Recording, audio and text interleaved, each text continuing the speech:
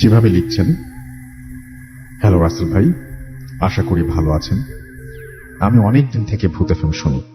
কিছুদিন আগে 2011 একটা এপিসোড শুনলাম। নোটিস করলাম যে আপনার ভয়েসে অনেক চেঞ্জ আছে। ইটস ন্যাচারাল এবং চেঞ্জ সবার মধ্যে আসে, সেটা তিনি জানিয়েছেন। এবং তিনি বলেছেন যে what if you already know about the changes waiting for you? Yeah, something like this. এরপরেই উনি ওনার লাইফের ঘটনাটি শেয়ার করেছেন। তিনি বলছেন যে আমি সায়ানিন এখন টরন্টোর একটি জায়গায় তিনি আছেন এবং তিনি বলছেন অনেক ভাবলাম যে এই সিক্রেটটা শেয়ার করব না, কারণ এটা ভূত এফএমের কোনো স্টোরি না। অলওয়েজ এইসব আমার সাথে শুরু হয়, এনিওয়েজ এইসব আমার সাথে শুরু হয় 2015 থেকে। এটা খুব ছোট্ট একটা ঘটনা। আমার অরিজিনাল বাড়ি নারায়ণগঞ্জ হলেও আমি আমার নানার বাড়ি ময়মনসিংহেই বড় হয়েছি। 2015-তে লাইফে ফার্স্ট টাইম আমি নরসিংদীতে যাই, একটা গভর্নমেন্ট কলেজ অ্যাডমিশন নেই, as it was close two home. আচ্ছা, তারপরে তিনি বলছেন যে ওইখানে আমার পরিচয় একটা ছেলের সাথে। আমি যা যা লিখেছেন আমি সেইভাবেই কিন্তু পড়ছি, কোনো কিছু আলাদাভাবে না পড়ার চেষ্টা করছি আমি। উনি যেভাবে লিখেছেন ওইখানে আমার পরিচয়, মানে যেহেতু পুরো ইংলিশে লেখা, তো আমার একটু মাঝে মাঝে ইংরেজি, উনি যেভাবে ইংরেজি লিখেছেন সেভাবে পড়বো, মাঝে মাঝে চেষ্টা করবো আপনাদের বাংলা করে দেওয়ার। ওইখানে আমার পরিচয় একটা ছেলের সাথে। সাপোজ ধরুন যে তিনি হচ্ছে আমার, মানে তার তিনি বলছেন যে এক্স এরকম কিছু একটা, এবং তিনি তার নামটা তারপরে লিখেছেন এবং তিনি সেই নামটা অমিট করতে বলেছেন। তার সাথে দেখা হবার পর আমরা একটা সম্পর্কে জড়াই, আর স্টোরি শুরু হয় এইখানেই। এক্স যখন ফার্স্ট আমার হাত ধরে, সে তখন সমানে কাঁপছিল। I was surprised. এমনটা হওয়ার তো কথা না, কারণ সে এর আগেও অনেকে মিট করেছে। Anyway, maybe he was nervous, so আমি ইগনোর করলাম। নেক্সট যখন ওর বাসায় ওর বোন আমাকে দেখে, উনি তো আরো বেশি উইয়ার্ড বিহেভিয়ার শুরু করে, আমাকে অনেক কোয়েশ্চেন করে, আর এমন ভাবে করে যেন আমাকে আগে থেকে সে চেনে এবং মানে পরিচয়টা নতুন না আর কি। এরপর আমার সাথে তার মেন্টের কথা, আমরা চিলেকোঠার একটা ঘরে থাকতাম। আমার এক্স হাজব্যান্ড ঘুমের খুব পাগল, একবার ঘুমালে তাকে জাগারও খুব কষ্ট। ফার্স্ট নাইটে আমি ওয়াশরুমে যাবার জন্য তাকে ডাকি, বাট সে ওঠে না। সো আমি একাই বের হয়ে যাই, যদিও ভয় হচ্ছিল, বাট সাহস করে চলে যাই। যখন আমি ওয়াশরুম থেকে বের হই তখন আমার মনে হয় কেউ আমার কাঁধের ওপর জোরে জোরে নিঃশ্বাস ফেলছে, লাইক কেউ কিছু দেখার মতো, মানে কেউ কিছু আমার কানে কানে কিছু একটা বলার চেষ্টা করছে বা বলতে চাইছে। আমি এত পরিমাণ ভয় পাই যে পিছনে তাকিয়ে কিছু দেখার মতো সাহস হয় নাই। দৌড়ে আমি ঘরে যাই আর ঘামতে থাকি। তারপর জানি না কখন ঘুমিয়ে পড়ি। তার এক উইক পর আবার দুপুরে আজানের আগে আমি ছাদে ছিলাম। তখন আমি ছাদ থেকে দেখি একজন ফকির আমাদের বাসার গেটের সামনে দাঁড়িয়ে। আমাকে চেনে বা আমার জন্য এসেছে। আমাদের বাসার মাত্র দুই তলা বিশিষ্ট, এবং আমি ক্লিয়ারলি দেখলাম যে সেই লোকটা আমার চোখের সামনে বাতাসে মিলিয়ে গেল।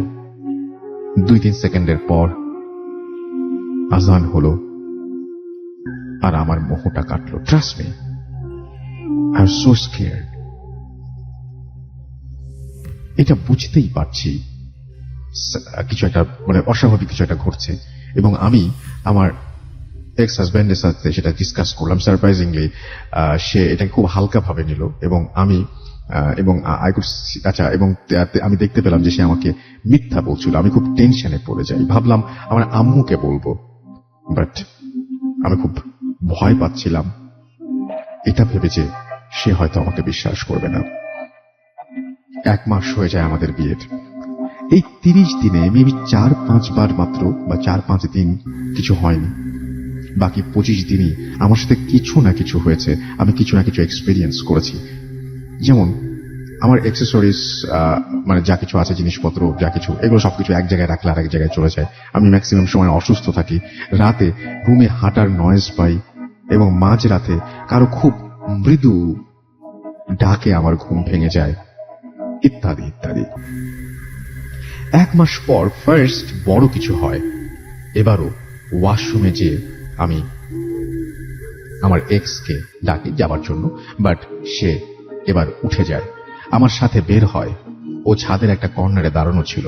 আমি ওয়াশরুম থেকে বের হয়ে ওর কাছে যাই। কেন জানি ভয় লাগছিল না। ও আমাকে বলে we should get a baby. আমি ওকে ওর কাছাকাছি যাই। সাডেনলি আমার মাঝে একটা চেঞ্জ আসে।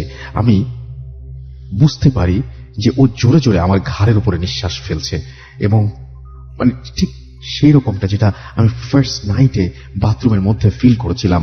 তার বডিটা আমার কাছে খুব কোল্ড মনে হয়। আমি তার ফেসের দিকে দেখি, অনেস্টলি আমি আমার লাইফে আর এমন ভয় পাইনি।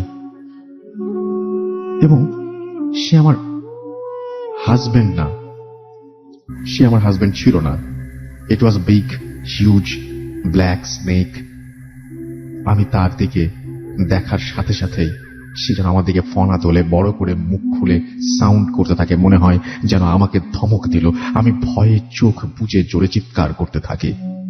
দেন কাউকে আমার হাজবেন্ডের রুম থেকে বের হয়ে আমার সামলানোর ট্রাই করে, বাট আমি তখন কাউকে ট্রাস্ট করতে পারছিলাম না। ও আমাকে রুমে নিয়ে যায় আর আমার মাথায় পানি দেয়। নিচে থেকে আমার মাদার ইন ল আসেন আর আমার হাতে পায়ে তেল মাসাজ করতে থাকেন। কোন রকমের সকাল হয়। সকালে আমি আমার হাজবেন্ডকে সব বলি। এইবার সে একটু সিরিয়াস ছিল, আর একটা হুজুরের কাছে আমাকে নিয়ে যাওয়া হলো।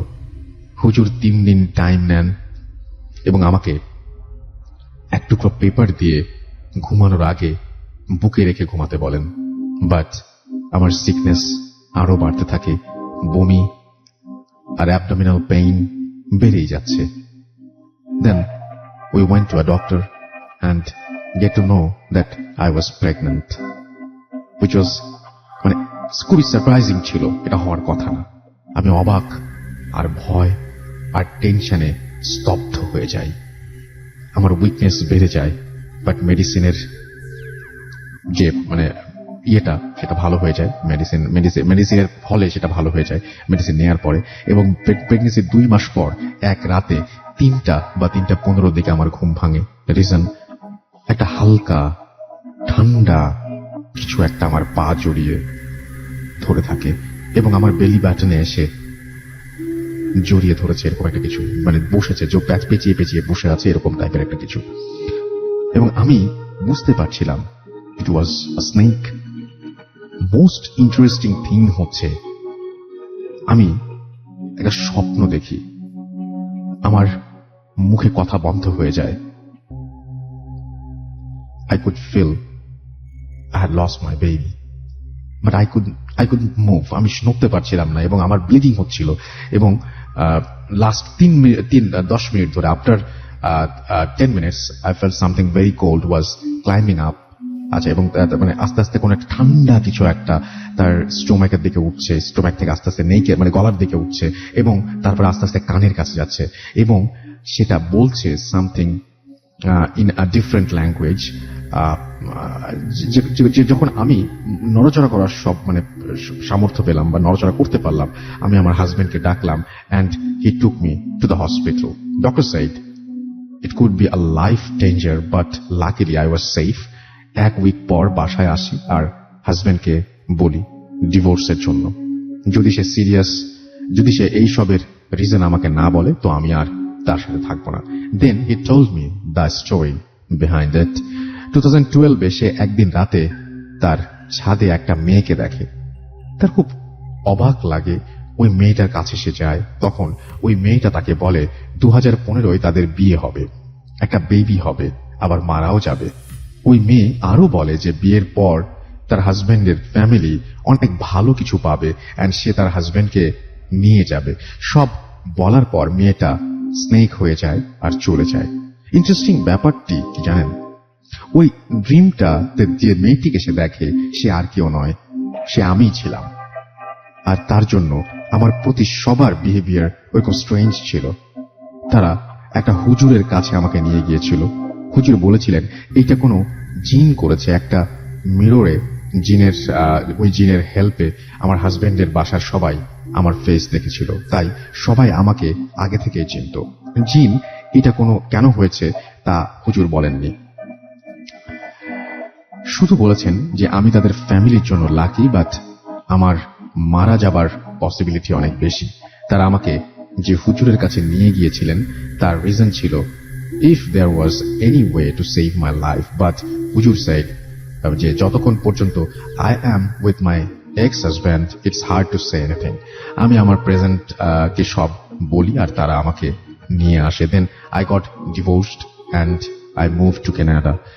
বাট কোন অতীত কখনো আসলে কিছু কিছু অতীত ভোলা যায় না। Still I feel something around me, but it never hurts me. And যেটা বলছেন যে so this is my story. And তারপরে তিনি বলছেন যে আরো অনেক ইনসিডেন্ট আমার আছে তা যেগুলো আমি in future I can share. আর তারপরে তিনি বলছেন যে তিনি তার জন্য প্রে করতে বলেছেন এবং আমাদেরকে ধন্যবাদ জানিয়েছেন। Thank you very much. আমি আপনার ঘটনাটা পড়লাম, একটু থেমে থেমে পড়তে হলো যেহেতু ইংরেজিতে লেখা ছিল, বাট ঘটনাটা এত সুন্দর। মানে আমি সুন্দর বলছি কিন্তু আপনার লাইফে অনেক বড় একটা চেঞ্জ নিয়ে এসছে। এটা আপনার জন্য খুব খারাপ লাগছিল যখন পড়ছিলাম সেই মুহূর্তে, এবং আমার সত্যিই খুব কষ্ট হচ্ছিল যখন আপনার ব্যাপারগুলো জানছিলাম। একটা বাচ্চাকে হারানো এটা অনেক কষ্টের ব্যাপার, এবং তার চেয়েও কষ্টের ব্যাপার যে একটা ঘটনা সারা জীবন মানে এরকম একটা ভয় আতঙ্ক আপনি বলছেন যে এখন আপনি ফিল করতে পারেন এটা বয়ে নিয়ে বেড়ানো। তবে আমি বলবো যে এটা যে কারো লাইফেই এরকম একটা ঘটনা আমার চোখের সামনে। আমি কি আশ্চর্যজনক ব্যাপার যে উনি বলছেন যে ওনার এক্স হাজব্যান্ড ছাদে একজন মানুষকে দেখেছিলেন, যদি আমি পেছন থেকে শুরু করি, এবং একটি মেয়েকে, যেই মেয়ে তার সঙ্গে বলেন জানিয়ে দেন, আগে থেকে জানিয়ে দেন। এটা এমন কিছু না যে হ্যালুসিনেট করেছেন, কারণ যা যা বলেছে 3 বছর পরে তাই হয়েছে যে 2015 বিয়ে হবে, তারপর একটা বাচ্চা হবে, যে বাচ্চাটা মারা যাবে, সব কিছু মিলে যায়। এবং এই মেয়েটির সাথেই পরবর্তীতে দেখা হয়, এবং দেখা হবার পরে বিয়ে হয়। সবকিছু খুব অদ্ভুত ব্যাপার, এবং এই জন্য বাড়ির মানুষজন খুব উইয়ার্ড বিহেভিয়ার করে। এই সবকিছু খুবই অদ্ভুত। কিভাবে আসলে মানে আপনি আবার ফিউচার থেকে আপনি আপনার পাস্টে ফিরে গেলেন, মানে আপনি 2015 থেকে কিভাবে আপনি 2012 এ গেলেন, এবং যে সেখানে আপনি আপনার যে তখন যিনি হাজবেন্ড ছিলেন না বা হাজবেন্ড হতে পারতেন তার সাথে কিভাবে ইনফরমেশন দিলেন, সবকিছু যে জিন দ্বারা হয়েছে আপনি বলছেন। কিন্তু এই জিনটা কেনই বা এরকম করলো, কেন কি হলো সেটা আমরা পুরোটা জানি না। কিন্তু এটা চোখের সামনে একটা জিন একটা মানুষকে সাপ হয়ে যেতে দেখলে বা এরকম আপনি যা যা বলেন, এইগুলো কিন্তু খুবই ভয়ঙ্কর এবং খুব অদ্ভুত ব্যাপার, এবং এটা আসলে মেনে নেওয়াটা খুব কষ্টের, এবং ভাবলেও আতঙ্কিত হতে হয়। Thank you very much. আপনি আপনার নাম লিখেছেন, আপনার জন্য অনেক অনেক অনেক অনেক শুভকামনা। এবং আপনি যেখানেই থাকেন না কেন, আপনি বাইরে মুভ করেছেন, বাট আপনি যেখানেই থাকেন না কেন অনেক ভালো থাকেন, সুস্থ থাকেন, এবং আল্লাহ আপনার অনেক মঙ্গল করুক সেই প্রার্থনা করবো আল্লাহ তাআলার কাছে। আপনি অনেক ভালো থাকুন, সেটাই আমাদের প্রার্থনা ভূত এফএমের সবার পক্ষ থেকে। চলে যাব আমাদের যে গেস্ট আমাদের এখানে আছেন, আমি আসলে তার কাছে না যেয়ে আসলে থাকতে পারছি না। আমাদের সাথে আছেন আহমেদ বাবু। আমি তার সাথে যাব এবং তার কাছ থেকে একটা ঘটনা শুনবো। এবং এই শীতের রাতে তিনি আমাদের এইখানে উপস্থিত হচ্ছেন, এই জন্য তাকে শুরুতে আমি ধন্যবাদ জানাচ্ছি। এবং আমি জানি যে তিনি সাধারণত এই ভূত এফএম ছাড়া আমি জানি যে অফিসের পরে বা রাতে এরকম কোথাও বের হন না উনি। আগে যেরকম অনেক জায়গায় যেতেন, এখন বের হন না। কিছু পার্সোনাল মানে শারীরিক অবস্থার কারণে মানে বের হতে চান না উনি, যে ঠান্ডা লাগা এই সেই। কিন্তু এই ঠান্ডার মধ্যে উনি এসেছেন, আমি খুবই সারপ্রাইজ বাবু ভাই। থ্যাংক ইউ ভেরি মাচ আসার জন্য। Thank you very much. মানে একদম বের হয় না এটা ঠিক না, এখনো বাইরে যাওয়া হয়, বাট আগের মতো এত র্যান্ডম যাওয়া আসা করা হয় না। আর স্পেশালি ঠান্ডার মধ্যে, আর ভূত এফএম ইজ মাই লাভ। এটা তো যদি মানে কনকনে ঠান্ডাও হয় তাও চলে যাবো। একটা সময় আমি এমন ছিলাম যে টিনেজ বয়স যখন ছিল বা 22-21 ছিল, তখন কিন্তু নিউ ইয়র্কে যখন সবাই উপরে মাথায় ক্যাপ পরতো, পাইন লেগিংস পরতো জিন্সের নিচে, আমি কিন্তু সেগুলো পরতাম না। আমার ছবি যেগুলো বুঝবেন মাথায় কোনো হ্যাট ক্যাপ কিচ্ছু থাকতো না। সো এতটা সহ্য করতাম, এখন সেটাই মানে প্রতিশোধ নিচ্ছে শরীর। না, এটা তেমন কিছু না। রাতের বেলায় বের হলে ঠান্ডা লাগবেই, এটা খুব স্বাভাবিক। কিন্তু আপনি যে কষ্ট করে তারপরে এসছেন, কারণ আপনার কয়েকদিন ধরে তো আপনার একটু ঠান্ডা লাগাই, এই জিনিসটা আছে বেশ খানিকটা। হ্যাঁ, সেটাই। কিন্তু আপনি এসছেন, এই জন্য আপনাকে অনেক অনেক ধন্যবাদ বাবু ভাই। ভাই, এন্ড আপনি আসলে মানুষজন খুব খুশি হয়ে যায় এবং সবার কাছে কৃতজ্ঞ। এবং সবাই পছন্দ করে, এর জন্য হ্যাঁ। আমি মানে কি বলবো, আই এম রিয়েলি অনার্ড। আপনার একটা ভিডিও আপনি আসার আগে আমাদের কষ্ট করে পাঠিয়েছেন, যেটা আমরা জি, জি। আপলোড করেছি, জি, এবং জি। এটা খুব মানে এটা অনেকেই দেখতে পারবে যারা পেজ, আমাদের যে ভূতের সময় যে পেজটা, সেই পেজে যে আপনি ভিজিট করলেই আমাদের সেই ভিডিওটা, বাবু ভাই সেই ভিডিওটা পেয়ে যাবেন। আমরা এখন যেটা করব, তার কাছে ঘটনায় যাব, এবং আমরা খুব রিকোয়েস্ট করেছিলাম বাবু ভাইকে আসতে, বাবু ভাই চলে এসেছেন। Thank you very much. আমরা চলে যাচ্ছি বাবু ভাইয়ের কাছে তার ঘটনায়। রাসেল ভাই, আর ঘটনা শুরু করার আগে একটা ছোট্ট মানে একটা কথা বলতে চাই রাসেল ভাই। please, that is please. Actually আমি কয়েকদিন ধরে কয়েকটা মানে দেখছিলাম কোয়ারিজ প্লাস কিছু মানুষের কিছু স্টেটমেন্টে বলা হচ্ছিল এই ভূত, জিন এবং অতৃপ্ত আত্মা নিয়ে। অর্থাৎ আমি একটু মানে সুযোগ পেলে চাচ্ছিলাম সেটা ক্লিয়ার করে দিতে। অনেকেই আপনি আপনার মতো বলবেন, এটা কোনো সমস্যা নাই তো। যে হ্যাঁ, অনেকেই দেখছি এটা বিশ্বাস করেন এবং বলছেন যে অতৃপ্ত আত্মা বলে কিছু আছে, মানে অনেকেই লিখেছেন যে জিন বলে কিছু আছে, তার সাথে আছে অতৃপ্ত আত্মা, এবং তারা এসে মানুষকে ভয় দেখায়। হ্যাঁ, তো আমি স্টেটমেন্টের মধ্যে একটু ক্লারিফাই করে দিতে চাচ্ছি যে জিন তো অবশ্যই আছে। হ্যাঁ, জিন অবশ্যই আছে, এটা আমাদের রিলিজনে যে জিন বলে, জিন্নাত বলে, যারা মানে আনসিন, এবং তারাই। ভূত তো আসলে আমাদের লোকাল দেওয়া একটা নাম আর কি, আমাদের বাংলা ভাষায় আমরা এটাকে মানে যে কোনো ভাষায় যেমন বলে, স্প্যানিশে বলে চোপা কাবরা, সো ওরকম ভাবে হয়ে যায়। বাট ভূতটা হচ্ছে আমাদের দেওয়া নাম। বাট জিন্নাত আছে, যেমন বিদেশে ওরা বলে ডিমেন, হ্যাঁ সেটা আছে। And অতৃপ্ত আত্মা বলে আসলে কিছু নাই। এটা যদি আপনারা পবিত্র কোরআন শরীফের সূরা আনআমের 61 এবং 62 নম্বর আয়াত দেখেন, সেখানে বলা আছে যে আত্মাকে কালেক্ট করে নিয়ে যায় ফেরেশতারা, এবং সেটা আল্লাহর তত্ত্বাবধানে থাকে। তো সুতরাং there's no way, যেভাবেই সে মারা যাক আত্মা চলে যায় এবং ফেরেশতাদের হাতেই চলে যায়। তার কোনো ওয়েই নাই যে আত্মা এসে আপনাকে ভয় দেখাবে বা পৃথিবীতে ঘুরে বেড়াবে, এরকম কিছুই নাই। And এটা আসলে যাই করে সেই জিন করে অথবা তার সাথে কারিন সে করে, এটাই। ওকে। ওকে রাসেল ভাই, এখন আমি যে কাহিনীটা বলবো সেখানেও কিছুটা এটা আছে, ব্যবহার আছে, তাই বলছি। এটা প্রবালের ঘটনা। That was Prabal is like আমাদের ফ্রেন্ড। হ্যাঁ, তো ওর বয়স আমাদের মতোই। So that was back in 90s, যখন সে স্কুলে পড়তো তখন সে বেড়াতে যায় তার দাদা বাড়িতে। এবং দাদা বাড়িতে, তার দাদা বাড়ি যেখানে ছিল সে জায়গাটা ছিল হিন্দু অধ্যুষিত এলাকা, এবং মানে ওখানকার বেশিরভাগ মানুষই আর কি মানে আর কি আপনার সনাতন ধর্মাবলম্বী এই জায়গাটা আর কি। এবং ওই অঞ্চলটাতে মানে সবাই মোটামুটি ওরকমই মানে ই করতো আর কি, থাকতো, এবং পূজা পার্বণ হতো। এবং যখন ও প্রবাল ওখানে যায়, সে সময় সম্ভবত ছিল হচ্ছে সরস্বতী পূজার সময়। অ্যান্ড ওই সময়টা তো বেশ কিছুটা ঠান্ডা একটা আবহাওয়া ছিল। আই ডোন্ট নো মানে এখনকার সাথে কি সিজনে কি পরিবর্তন এসছে কিনা, আই ডোন্ট নো, বাট ওই সময় নাকি ঠান্ডা ছিল মোটামুটি, বেশ এরকমই ঠান্ডা এখন যেরকম ঠান্ডা, মানে মোটামুটি হালকা একটা সোয়েটার বা কিছু পরে চলাফেরা করা যেত।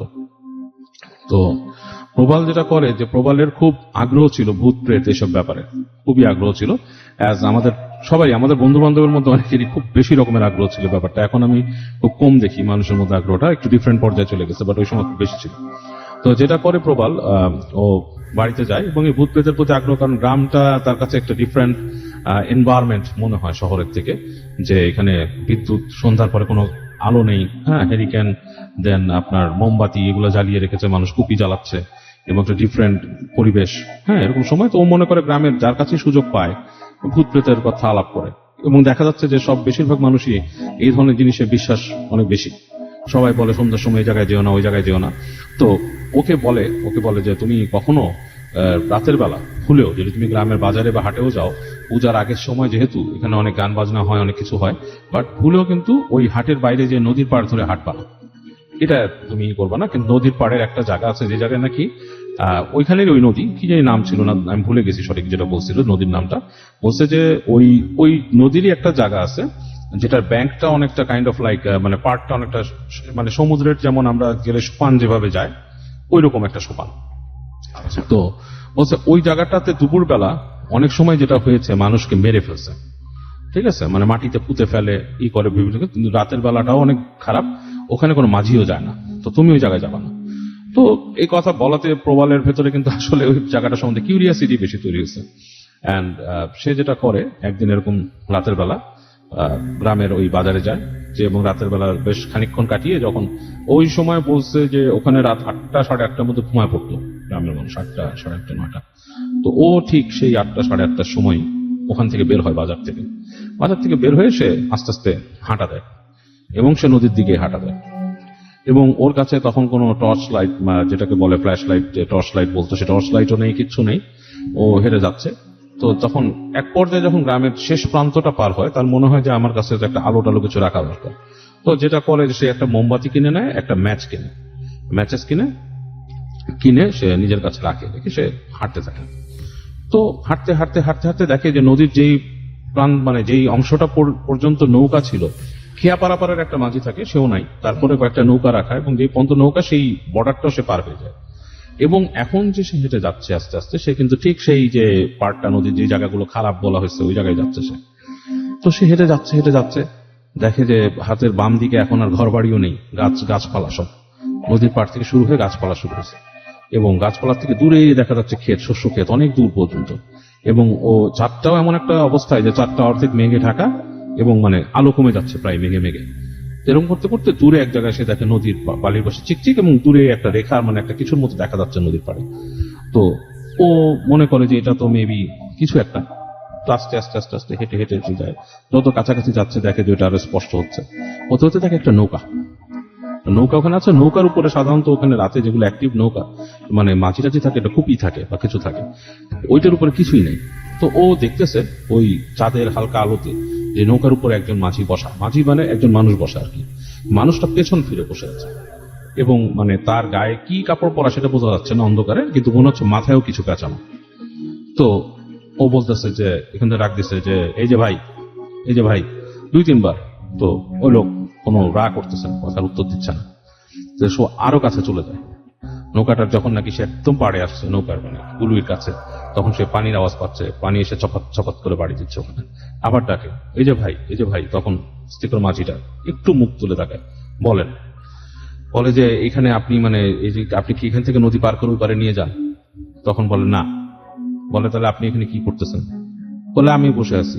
আপনি কি চান? আপনার কি দরকার? বলে আমি শুনছি এই জায়গায় নাকি ভুতুড়ে ব্যাপার স্যাপার হয়, ভূতে ধরে। কিসের ভুতুড়ে ব্যাপার স্যাপার? বলে ভূত আছে, এই আছে সেই আছে। তো ওই লোক কোনো উত্তর দেন। ও তখন বলে কি আমাকে আপনি একটু ভূতের জায়গাটা নিয়ে যেতে পারবেন? আপনি টাকা চাইলে আপনাকে দিব, আপনি চাইলে আপনাকে 50 টাকা পর্যন্ত দিব আমি। কারণ ও যখন এখানে আসছে ওই গ্রামে, তখন ও দেখছে যে নদী পার হতে 1 টাকা দেয় মানুষ। ঠিক আছে, ব্যাক ইন সেই 90s এর সময় তো নদী পার হতে 1 টাকা দেয়। তো ও বলছে 50 টাকা বেশ ভালো অ্যামাউন্ট কিন্তু তখন। তো ওই লোককে যখন বলে যে আমি 50 টাকা দিব, তো ওই লোক কোনো কথা না বলে ওকে মানে ইশারা করে নৌকাতে উঠতে। তো প্রবাল নৌকাতে ওঠার পরে ওই লোক ওকেই বলে, মানে ওই যে সামনে একটা দাঁড়ের মতো দেখার দিয়ে। তো ওইটা নেয়, ওটা নিয়ে ও নিজে বুঝে যে ওকে ঠেলা দিতে বলছে। তো ঠেলা দিয়ে আস্তে আস্তে আস্তে করে নৌকাটাকে একটু সামনে নেয়। তারপর ওই লোক তাকে বেয়ে নিয়ে যাওয়া শুরু করে। এখন ও দেখে যে নদীটা ঠিক পার করে নিচ্ছে না, নদীর আরেক দিকে মানে আরো ওইদিকে যেদিক দিয়ে হেঁটে যাচ্ছিল যেই দিকে, সেই দিকেই নিয়ে যাচ্ছে তাকে। হ্যাঁ, মানে নদীর মধ্যে দিয়ে, মানে নদীর মানে মাঝামাঝি নিয়ে যে চলে যাচ্ছে। তো চিন্তা করে কোথায় নিচ্ছে, কত দূরে আমি আবার রাখবো কেমন, একবার চিন্তা করে আবার চিন্তা করে দেখি কই নিয়ে যায়। তো এরকম নিয়ে যাচ্ছে ও এক সময় দেখলো যে গাছপালা শেষ, দুই পাশে বিশাল মানে খালি খোলা প্রান্তর, এবং শুধু শব্দের মধ্যে সে পাচ্ছে নদীর মধ্যে হালকা বাতাসের শব্দ, ঠান্ডা লাগতেছে, আর ওই আপনার ওই লোকটা যে দাঁড় বাইছে ওই দাঁড়ের কড়কড় আওয়াজ আর কি। তো এরকম করতে করতে এক সময় সে একটা জায়গায় আসলো, সেই জায়গাটা বেশ প্রান্তরের পাশে গাছপালা আছে, দূরে দেখা যাচ্ছে, কিন্তু বেশ ধোঁয়াটে ওই জায়গাটা রাসেল ভাই, বেশ লাইক কুয়াশা ছাড়তেছে, মানে ওই পাড়টার পাশে আর কিছু দেখা যাচ্ছে না, কুয়াশা ধোঁয়ার মতো। তো এবং এরই মধ্যে কিন্তু সমস্ত লোকালয়ের দূরের যে আলো সব হারায় গেছে, মানে ও কিন্তু ওইটা দেখছে না, পুরা রাতের অন্ধকার, চাঁদ যে হালকা মাঝে মাঝে উঠতেছে, এটার মধ্যে যা দেখতেছে এতটুকুই। আস্তে আস্তে নৌকাটাকে নদী পার করলো, বা পার করে মানে নদীর ওই পারে চলে যায় ওই পাশের যে পাড়টা, সে পাড়ে ভিজালো, এবং পাড়টা এমন জায়গায় মানে এর থেকে উঠতে যেও বেশ কষ্ট হবে নদীর পারে। তো লোকটা নৌকা ঘুরায়, কিন্তু ওর পাড়টাই আগে দিছে ওকে ওঠার জন্য। তো ও যখন আস্তে আস্তে আস্তে আস্তে পাড়ে উঠলো, কষ্ট করে হাঁচড়ে পাচড়ে, ওই লোকটাকে সে টাকা দিবে বলবে কিছু, লোকটা কোনো কথা না বলে দেখলে নৌকাটাকে টান দিয়ে সরাই নিল ওখান থেকে। ও তখন ডাক দিছে, এই যে ভাই কি ব্যাপার, আপনি চলে যাচ্ছেন, আমি কেমনে যাবো? এসে কোনো উত্তর দিল না লোকটা নৌকা ঠেলে নিয়ে গেছে দূরে। তো ওর তখন বুক ছেদ করে উঠছে। প্রথমত সে আপনার মানে সে তো ঢাকার ছেলে, সে তো ওখানকার ছেলে না, এবং এত দূরে আসছে, এখানে কোথায় কোন গ্রাম কিছুই সে জানে না। নৌকা বেশ খানিকক্ষণ পাড়ায় নিয়ে গেছে তাকে। তো ও উপরে উঠে চিন্তা করতেছে যে আসলে সময়টা তো পার করতে হবে, আর কি ভৌতিক জায়গায় একটা কিউরিয়াসিটিও পেয়ে বসছে তাকে। তো ও হাঁটতে যে কুয়াশার মধ্যে দেখতেছে রাসূল ভাই কিছুই তেমন একটা দেখা যায় না, মানে খুঁজে জাস্ট নদীর পাড় দিয়ে হাঁটতেছে, হুজুটও খাচ্ছে, পায়ে পা মানে কিছু একটা বেঁধে পড়ে যাচ্ছে এরকমও। তো এরকম খেতে খেতে খেতে খেতে সে এসে পড়ছে এক জায়গায়, যেয়ে দেখলো যে কুয়াশা এত ঘন হয়েছে যে কিছুই দেখতে পারতেছে না, এবং একটা ইসের মধ্যে ওর হাত লেগে গেল, যে একটা মনে হয় বেড়া টেড়া টাইপের, মানে খড়, মানে বেড়া টেড়া থাকে না ওই যে গাছের পাতা টাতে দিয়ে দেখে ওরকম। তো ওইটা সে হাঁচড়ায় পাঁচড়ায় সরায় সে ঢুকে একবার ভাবতেছে সে ম্যাচ জ্বালবে নাকি, এরকম চিন্তা করতে করতে আবার ঢুকছে, একটু দেখতে পারলো সামনে একটু রাস্তার মতো। তো হেঁটে গেছে, হেঁটে হেঁটে যেতে যেতে তো এক সময় হলো কি ওর পায়ের তল থেকে ধাপ করে মানে মনে হলো মাটি সরে গেল, এবং ও খানিক ধাপ করে নিচে পড়ে গেল।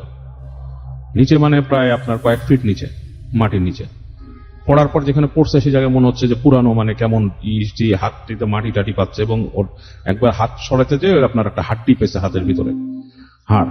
তখন তার মনে সন্দেহ হয়েছে আমি কি কোনো কবরের মধ্যে পড়ছি নাকি। তখন সে বের করে বসে ওখানে জাস্ট কোনো মতো দাঁড়ায় হাঁচড়ে পাঁচড়ে ম্যাচটা বের করছে, ম্যাচটা বের করে ম্যাচটা জ্বালছে, দেখলো যে আসলে তার আন্দাজটাই ঠিক।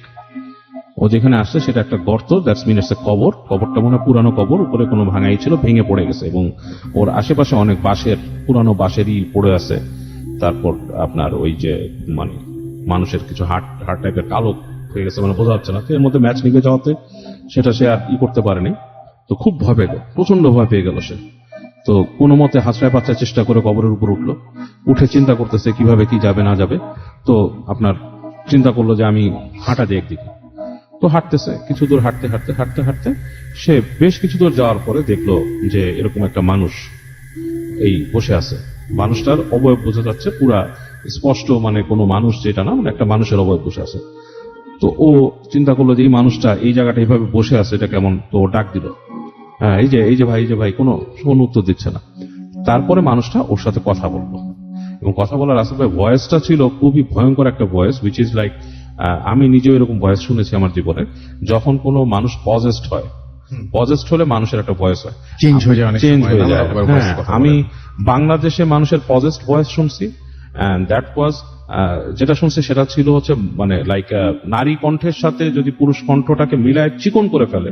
আমাদের দেশের যে আমি দেখছি কাউকে পজেস করলে যে ভয়েসটা হয় একদম সামনে, that was like that, like ইঁদুর যদি কথা বলে কোনোভাবে, ঠিক এরকম একটা গলা।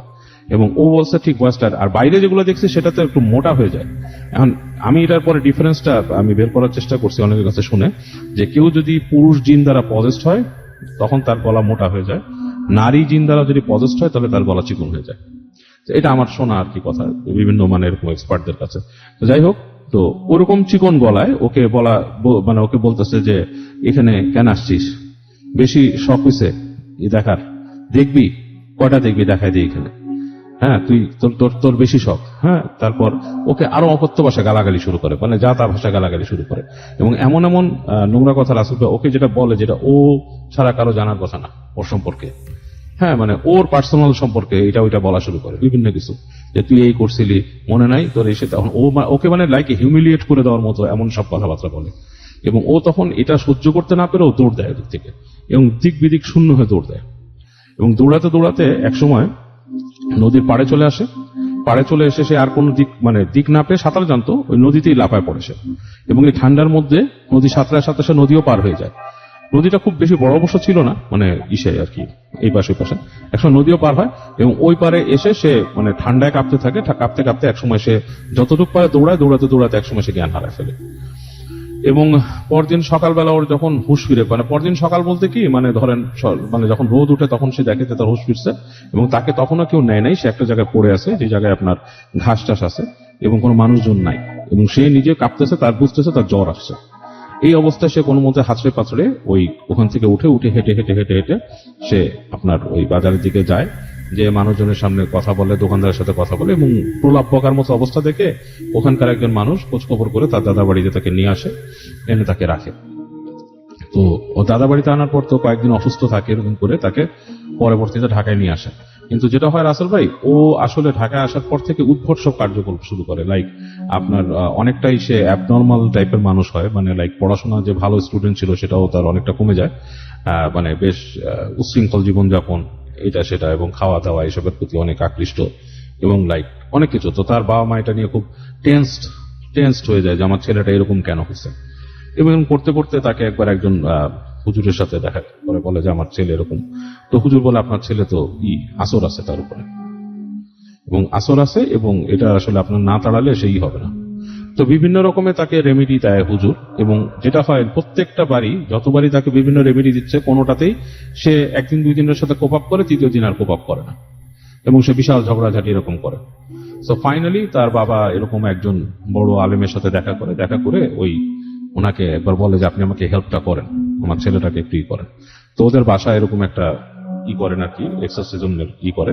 তো এবং সেখানে নিয়ে আসার পরে ওকে ঠিক ওই হুজুরটা বলে যে সন্ধ্যার পরে যে আপনি বাসার মধ্যে কাউকে রাখবেন না, আলো টালো বন্ধ করে দেন, এবং এই মানে আপনার ছেলেরই হবে।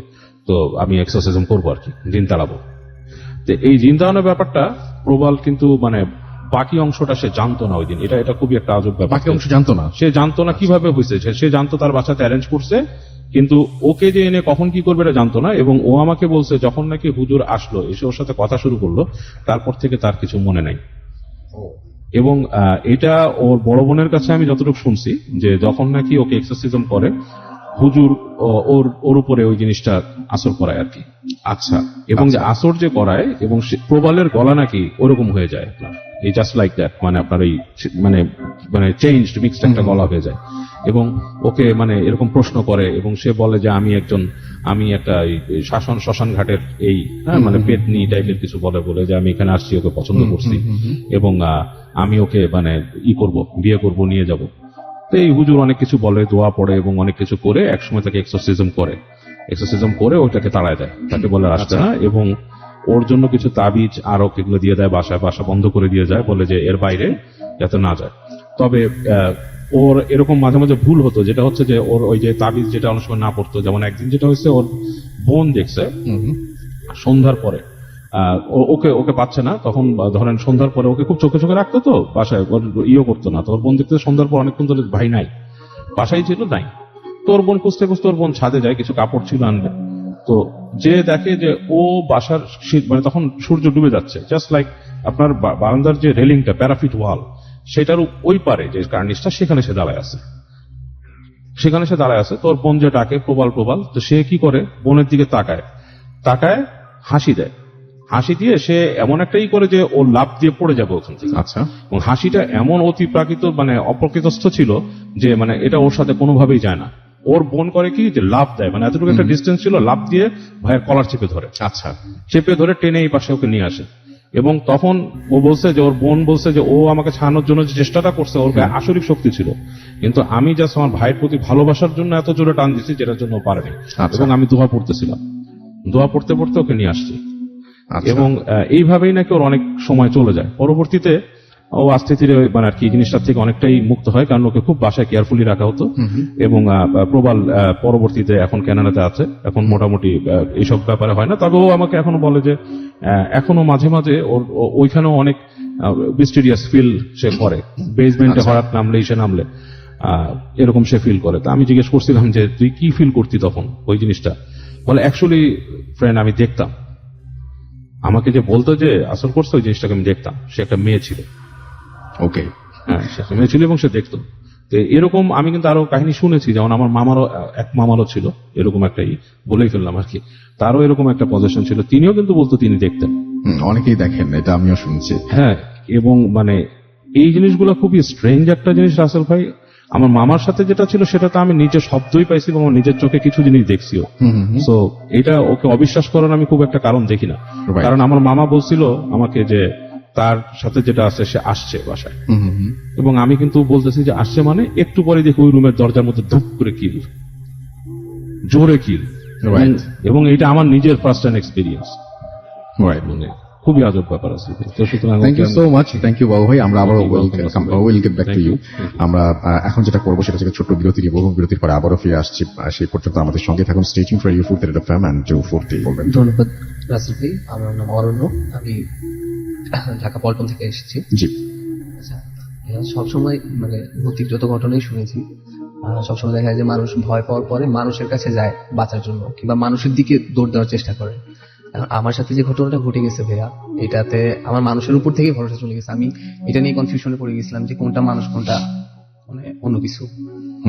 ঘটনাটা রাসেল ভাই 2 বছর আগের। তখন আমি যশোর জেলার নওপাড়ায় পড়াশোনা করতেছি। তো একটা মেসে থাকতাম আমরা, আমাদের মেসটা ছিল হচ্ছে কি 4 তলা বিল্ডিং।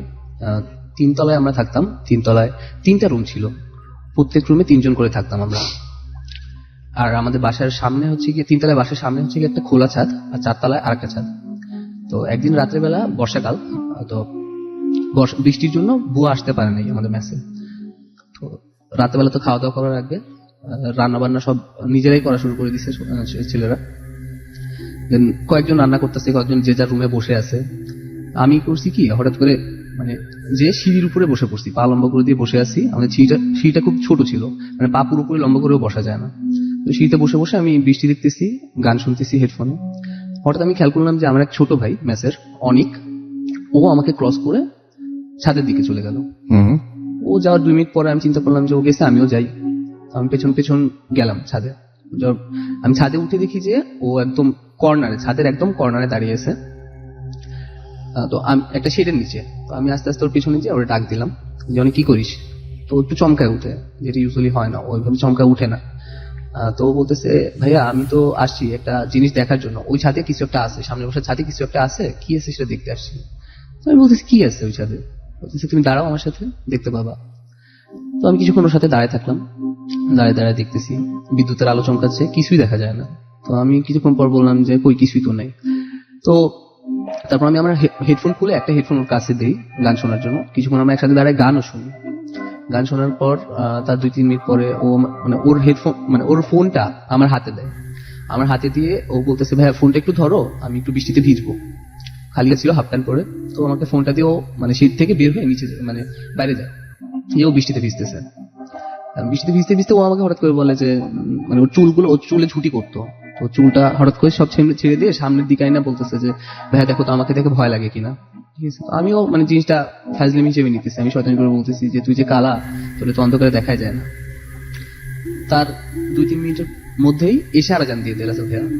তো এশা আজান দেওয়ার সাথে সাথে অনেকেই আমাকে বলতেছে যে ভাইয়া চলো নিচে নেমে যাই। তো আমি বলছি আচ্ছা ঠিক আছে চল যাই। তো আমি ভাইয়া গেট দিয়ে আগে বের হয়েছি, ও আমার পেছনে। তো 4তলা থেকে 3তলায় নেমে আমি বাসায় ঢুকে, তখনও কারেন্ট আসে নাই ভাইয়া। তো আমি বাসায় ঢুকে সর্বপ্রথম অনেকের রুমেই ঢুকছি। অনেকের রুমে ঢুকে আমি যেটা দেখি যে অনেক বেডের উপরে শুয়ে আছে। এটা দেখে তো ভাই আমি প্রথমে মানে আমি ভয় পেয়ে গেছি, জানি যে এখানে ভুল দেখতেছি নাকি উপরে ভুল দেখলাম। তো আমি দৌড় দিয়ে আবার সাথে সাথে ছাদে চলে গেছি, আমি কোথায় ভুল দেখছি। তো আমি ছাদে যেয়ে দেখলাম টোটাল ছাদ ফাঁকা, ছাদে কেউ নাই। আমি যেদিকে ছাদের উপরে মানে ট্যাঙ্কের উপরে যে জায়গাটা থাকে ওই দিকেও তাকাইছি, ওইখানেও কেউ নেই। মানে পরে আবার আস্তে আস্তে আমি যে হাঁটতে হাঁটতে যখন নিচে নামছি তখন আমার হচ্ছে গা হাত পা কাঁপতেছে ভাইয়া। আমি মানে বাসায় যখন আবার ঢুকছি তখন আমার মানে হঠাৎ করে খেয়াল হলো যে ও আমার কাছে ছাদে বৃষ্টিতে ভেজার আগে যে ফোনটা দিছিল, ফোনটা ভাইয়া তখন আমার হাতে। এটা ভাইয়া আমার সাথে ঘটে তো স্টোরি। তো আমি এটার ব্যাখ্যা এখনো পর্যন্ত মানে পাই নাই আর কি। এখনো পর্যন্ত আপনি আর ব্যাখ্যা পাননি। থ্যাংক ইউ ভেরি মাচ আপনার ঘটনার জন্য। আমরা আবার আপনার কাছে ফিরে আসবো। এখন যেটা করবো সেটা হচ্ছে আরো একবার আমি ছোট্ট একটা বিরতিতে আমাকে যেতে হচ্ছে, এবং বিরতির পরে আবারও ফিরে আসবো বাবু হেসার কাছে। সেই পর্যন্ত আমাদের সঙ্গে থাকুন। Stay tuned radio Foorti FM and radio ফুর্তি।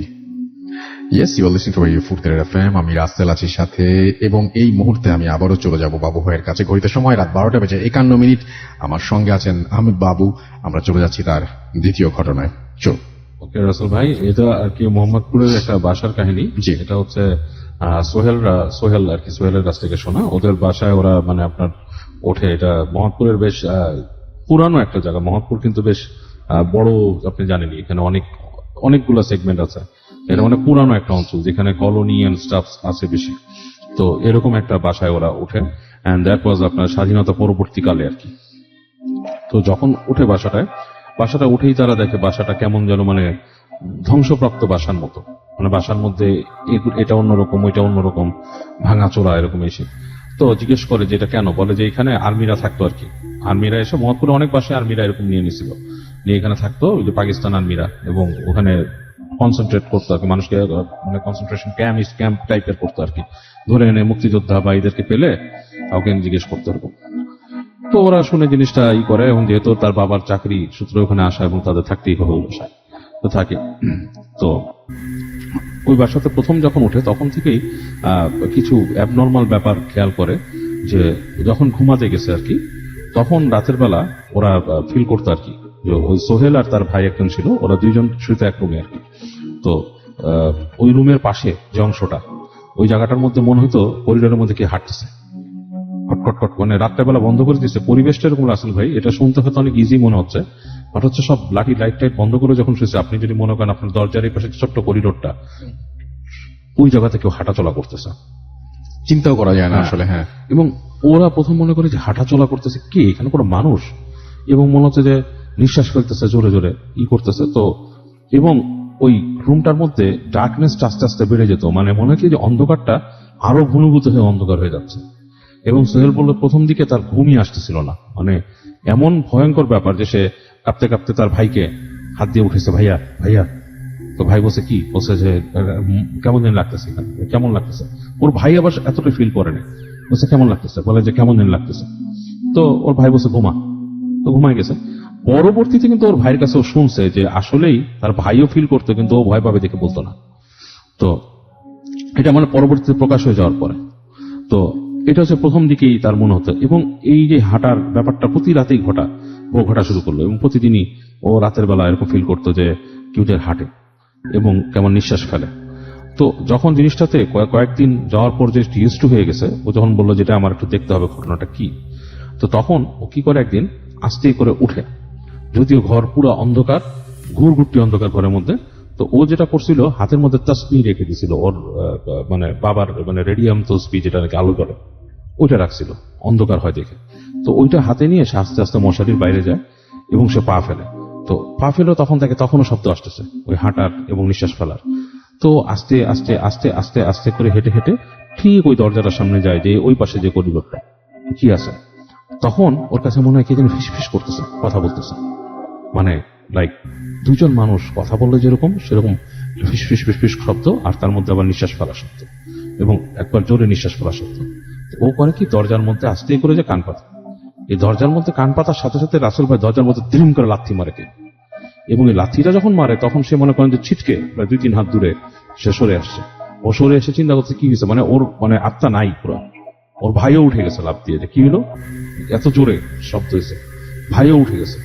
ভাই উঠে যাওয়ার পর ওরা রুমের লাইটটা জ্বালালো, লাইটটা জ্বালানোর পরে আস্তে আস্তে গেছে, যে দরজাটা আস্তে করে খুলছে, দরজার মধ্যে হুড়কো ছিল। দরজা খোলার পর দেখে ওই করিডোরটার মধ্যে কিছুই নাই, ওদের একটা চেয়ার টেবিল রাখছিল, চেয়ার টেবিল, আর ওরা উপরের যে রিংটা দেখছিল, একটা রিং ছিল, মানে রিং সরি একটা মানে একটা ক্লাম ছিল, ফ্যান ঝুলানোর ক্লাম, ওইটার মধ্যে দড়ি লাগানো ছিল আগে। ওইটার সাথে ওরা দুই ভাই কি করছিল, এসেই পরের দিন রিং ঝুলাইছিল ওখানে ঝোলার জন্য। দেখে যে ওই রিংটা পেঁচায় মেঁচায় আছে একদম, এটাই কিন্তু মানে আপনার কেউ নাই ওখানে, রুম খাকা। এটা তো আরো ভয় পেয়ে গেছে। ওর ভাই বলছে শব্দ কেমন হয়েছে, ও বলছে যে আমি লাথি মারছি। ওর ভাই বলছে তুই নিশ্চয়ই কান পাচ্ছিস, সে কান পাতার সময় তুই পড়ছিস দরজার মধ্যে, ওই শব্দই আমি শুনছি। তার ভাই এটা স্বীকার করার। তো যাই হোক, বাবা মাকে বললো, বাবা মা বললো যে এগুলাই দোয়া পড়ে ঘুমাবা, কিছু দেখবা না। তো এটা যখন শুনছে সোহেলের তো মন মেজাজ মানে খুবই খারাপ, ভয় পায়, এরকমই শুনলো। এখন পরদিন যখন আবার ঘুমাইতে আসছে, এইবার ওরকে মনে হচ্ছে যে ঠিক ও যে শুচ্ছে, ওর রুমটা এরকম ছিল যে একটা দরজা, দরজার পাশে একটা জানালা, জানালার পাশে ওদের খাট, জানালাটাও লাগালো দরজাটাও লাগানো, এবং ওই পাশ থেকেই ও শব্দগুলো পায় আর কি। তো পরদিনও মনে হচ্ছে ওর জানালার কাছে এসে ওর কানের কাছে এরকম করে শব্দ করতেছে কেউ, মানে জানালাতে মুখ দিয়ে, এবং ও আরো বেশি ভয় পেয়ে যাচ্ছে। হ্যাঁ, এবং ওর ভাইকে উঠাইছে, ওটাই বলছে যে ভাইয়া তোমার মানে দোহাই লাগে, তুমি কসম, তুমি তুমি তুমি একটু দেখো কি হইতেছে। Excuse me. তো ওর ভাই তখন ওকে বলে কি আস্তে করে হাতটা ধরে, যে দেখ আমিও শব্দ পাই, আমি তোরে বলি না তুই ভয় পাবি, চুপচাপ ঘুমায় যা, ভয় পাওয়ার কিছু না, দোয়া পড়ে কি হবে, কিছু হবে না। তো ও কোনো কথা শব্দ নাই, ওর ভাইকে বলে যে ভাইয়া তুমি যে ওই জানলার পাশে শো, আমি এই পাশে শুবো। তোর ভাইকে জানলার পাশে ঢোকে, এই পাশে শুয়ে থাকে ও। তো এভাবে রাত পার হয়ে যায়। তো একদিন হয় কি, ওর ভাই যেটা হয়, ওর ভাই উঠে মানে এরকম শুয়ে আছে, এই শব্দ ওরা কিন্তু এই শব্দ ইউজ হয়ে গেছে, ওই শব্দ এরকম ইউজ হয়ে গেছে। এবং ওর ভাই উঠে ওই আপনার পাশের রুম ক্রস করে, মানে মাঝখানে আরেকটা রুম, তারপরে ওর বাবা মা শুইতো আর কি, এবং তারপরে আপনার ওই দরজাটা খুলে বাথরুমের দিক যেতে হয়, ওই বাথরুমে যাওয়ার পথে আরেকটা করিডোর আছে। তো ওর ভাই যখন দরজা খুলে আস্তে ধীরে করিডোর দিয়ে যাচ্ছে, দরজাটা কেবল খুলছে রাসেল ভাই, করিডোরের মধ্যে না বাইরের জানলা দিয়ে আলো এসে পড়ে বাথরুমের দরজার কাছে। তো যখন আস্তে আস্তে ভাইটা বের হয়ে সে আস্তে আস্তে যাচ্ছে, ভাইয়ের মনেও কিন্তু কিছুটা ভয় আছে, স্বাভাবিক। তো সে যখন যাচ্ছে ওখান দিয়ে, তখন সে খেয়াল করে যে ঠিক ওদের একটা ডাইনিং টেবিলটা রাখা ছিল বাথরুমের ওই দরজার পাশে। ওদিক থেকে মনে হলো কিছু একটা লাইক একটা মানুষটা যদি ছোট মানুষ হয়, লাইক 10-12 বছরের কেউ যদি হয়ে থাকে, সে লাইক বিড়ালের মতো এরকম হামাগুড়ি দিয়ে বসে ওর দিকে তাকায় আছে, আলোয় বুঝতেছে, এবং এক সময় হঠাৎ করে ওর উপর লাফ দিয়ে পড়ছে, এবং যে লাফ দিয়ে যে ওর গায়ের উপরে পড়ছে, ওর বড় ভাই পুরোটাই বুঝতে পারছে যে কেউ একজন তার গায়ে লাফ দিয়ে পড়ছে, এবং সে এতটা শক্ট হয়েছে যে এবং ওইটাতে চিত হয়ে পড়ে গেছে। পড়ে সে একদম তার আর ই নাই, মানে আপনার হুশ নেই, সে পুরো পাস্ট আউট। এবং বাসার সবাই বের হয়ে আসছে ধপড় করে পড়া সত্ত্বেও। তারা তারপর কি করলো, ওকে আনলো, ওকে পানি ছিটা দিল, রাতটা কোনো মতে পার হলো। ওর ভাইয়ের প্রবল জ্বর আসলো, ডাক্তার আসলো, ডাক্তার ডাকলো পরদিন সকাল। ডাক্তার এসে পড়লো যে আপনার ছেলের তো মনে হচ্ছে যে কোনো সমস্যা হয়েছে, কারণ ওর হার্টবিটটা যে আমি ইরেগুলার পাচ্ছি, আপনারা হাসপাতালে নিয়ে যান। তা হাসপাতালে নিয়ে গেছে, তখনকার সময় মনে হয় ইসিজি বা সামথিং, ইসিজি এখনো করে হয়তো, এখনো করে, ওইটাতেও দেখছে অ্যাবনর্মাল হার্টবিট পাচ্ছে। তো ওরা ভয় পেলো যে এরকম কোনো হার্ট অ্যাটাক বা কিছু হচ্ছে নাকি, ভয়। তো ভাই বেশ অসুস্থ অবস্থায় বাসায় আসলো, এবং আসার পরে ওর ভাই নাকি শুধু মনে হতো কেউ যেন হেঁটে হেঁটে আসতেছে আর বাসার দিকে, মানে ওই রুমের ভেতরে, মানে একা শুয়ে আছে দিনের বেলা, মনে হতো কেউ একজন হামাগুড়ি দিয়ে দিয়ে আসতেছে এখানে। তো ভাই বলতো ওই যে আসতেছে, ওই যে আসতেছে, এরকম বলতে থাকতো। তো এটা নিয়ে সবাই ভয়, সোহেলও ভয় পেয়ে গেছে, বলছে আমি ঘুমাবো না। তোর বাবা তখন ওই নিকটস্থ মসজিদ থেকে ওই ইকে নিয়ে আসলেন, খতিব সাহেবকে নিয়ে আসলেন, যে আপনি আসেন। তো খতিব সাহেব ওই বাসায় এসে ঢোকার সাথে সাথেই বলতেছে এখানে খুব ভালো, মানে খারাপ ভালো, মানে খুব বড় রকমের কোন জিনিস আছে এখানে, তো এটাকে তো সরাতে হবে। কি আছে এটা বলেনি, বলছে বড় কিছু আছে যেটা নাকি মানুষকে করে। তো খতিব সাহেব আসলো, এসে বাসায় ঢুকতে যেই উনি নাকি একটু সমস্যা ফিল করছেন। উনি আবার দোয়া পড়ে পড়ে ঢুকলেন, ঢুকে বাসার মধ্যে বিভিন্ন দোয়া পড়ছেন, রুমের মধ্যে এসে যায়। তো ঘুরে ওর ভাইয়ের রুমের দিকে গেছে, ওর ভাই খতিব সাহেবকে দেখি ভয়ে আরো আটকে উঠছে। তো খতিব সাহেব যেটা করেন যে ওর কপালের মধ্যে হাত দিয়ে দোয়া পড়েন, দোয়া পড়ে ওর ভাই কেঁপে উঠতে থাকে, বারবার কেঁপে উঠতে থাকে, বারবার কেঁপে উঠতে উঠতে উঠতে এক সময় তার ভাই নর্মাল হয়, এবং বলে যাক ওকে পুরোপুরি আসর করতে পারে নাই, বাট চেষ্টা করছিল জিনিসটা ক্ষতি করার। তারপর খতিব সাহেব পাশের রুমে যান, যে করিডোর দিয়ে সোহেল বলে যে আমি এখানে শব্দ পাই, ওইখানে খতিব সাহেব ঢুকে বলে যে এই দড়ি কিসের জন্য, বলতেছে এটা তো আমরা পাইছি, এটাতে রিংটোন আছে। বলছে কি এইটা সম্ভবত এটার কোন ইতিহাস আছে দড়ির, এই দড়ি নামানো হোক। তো দড়িটাকে আপনার নামায় ফেলে, ওরা নামায় ফেলার পরে খতিব সাহেব বলে যে এটা কোনো একটা হয়তো কোনো টর্চারিং এর ব্যাপার আছে এটাতে, হ্যাঁ, অথবা কেউ ফাঁসি নিচ্ছে, কোনো ব্যাপার আছে, এই দড়িটা ভালো কোনো দড়ি না, এটাকে সরা ফেলো এখান থেকে, এটা রাখবা না। উনি তারপরে খতিব সাহেব ওই বাসার দেয়ালে প্রত্যেক 4 কোণায় ওই পেরেক গেঁথে দেন, দোয়া পড়ে দেন, এবং বলে যে বাসায় থাকতে গেলে আপনারা মানে মনে হয় না আপাতত আর এগুলো দেখবেন, বাট একটু দোয়া পড়ে বের হবেন। বাথরুমে যাওয়ার পথে দোয়া আছে, হ্যাঁ, এই দোয়া পড়তে হয়, কারণ আল্লাহ তাআলা বলছে যে বাথরুমের মধ্যে সবসময় খারাপ পিশাচ, যেটা খুবই থাকে, এরা খুবই খারাপ। এটা এমনিও থাকে, আমরা জানি, আমাদের রিলিজনে বলা আছে, কিন্তু রাসূল ভাই এই আল্লাহুম্মা ইন্নী আউযু বিকা মিনাল খুবসি ওয়াল খাবায়েস পড়ে ঢুকতে হয়। তো খতিব সাহেব বলে দেন এই দোয়াটা পড়ে ঢুকতে হবে, এবং আপনারা একটু সাবধান চলাফেরা করবেন। এই বাসাটা অনেক পুরানো, এখানে অনেক ইতিহাস আছে, তো সাবধান।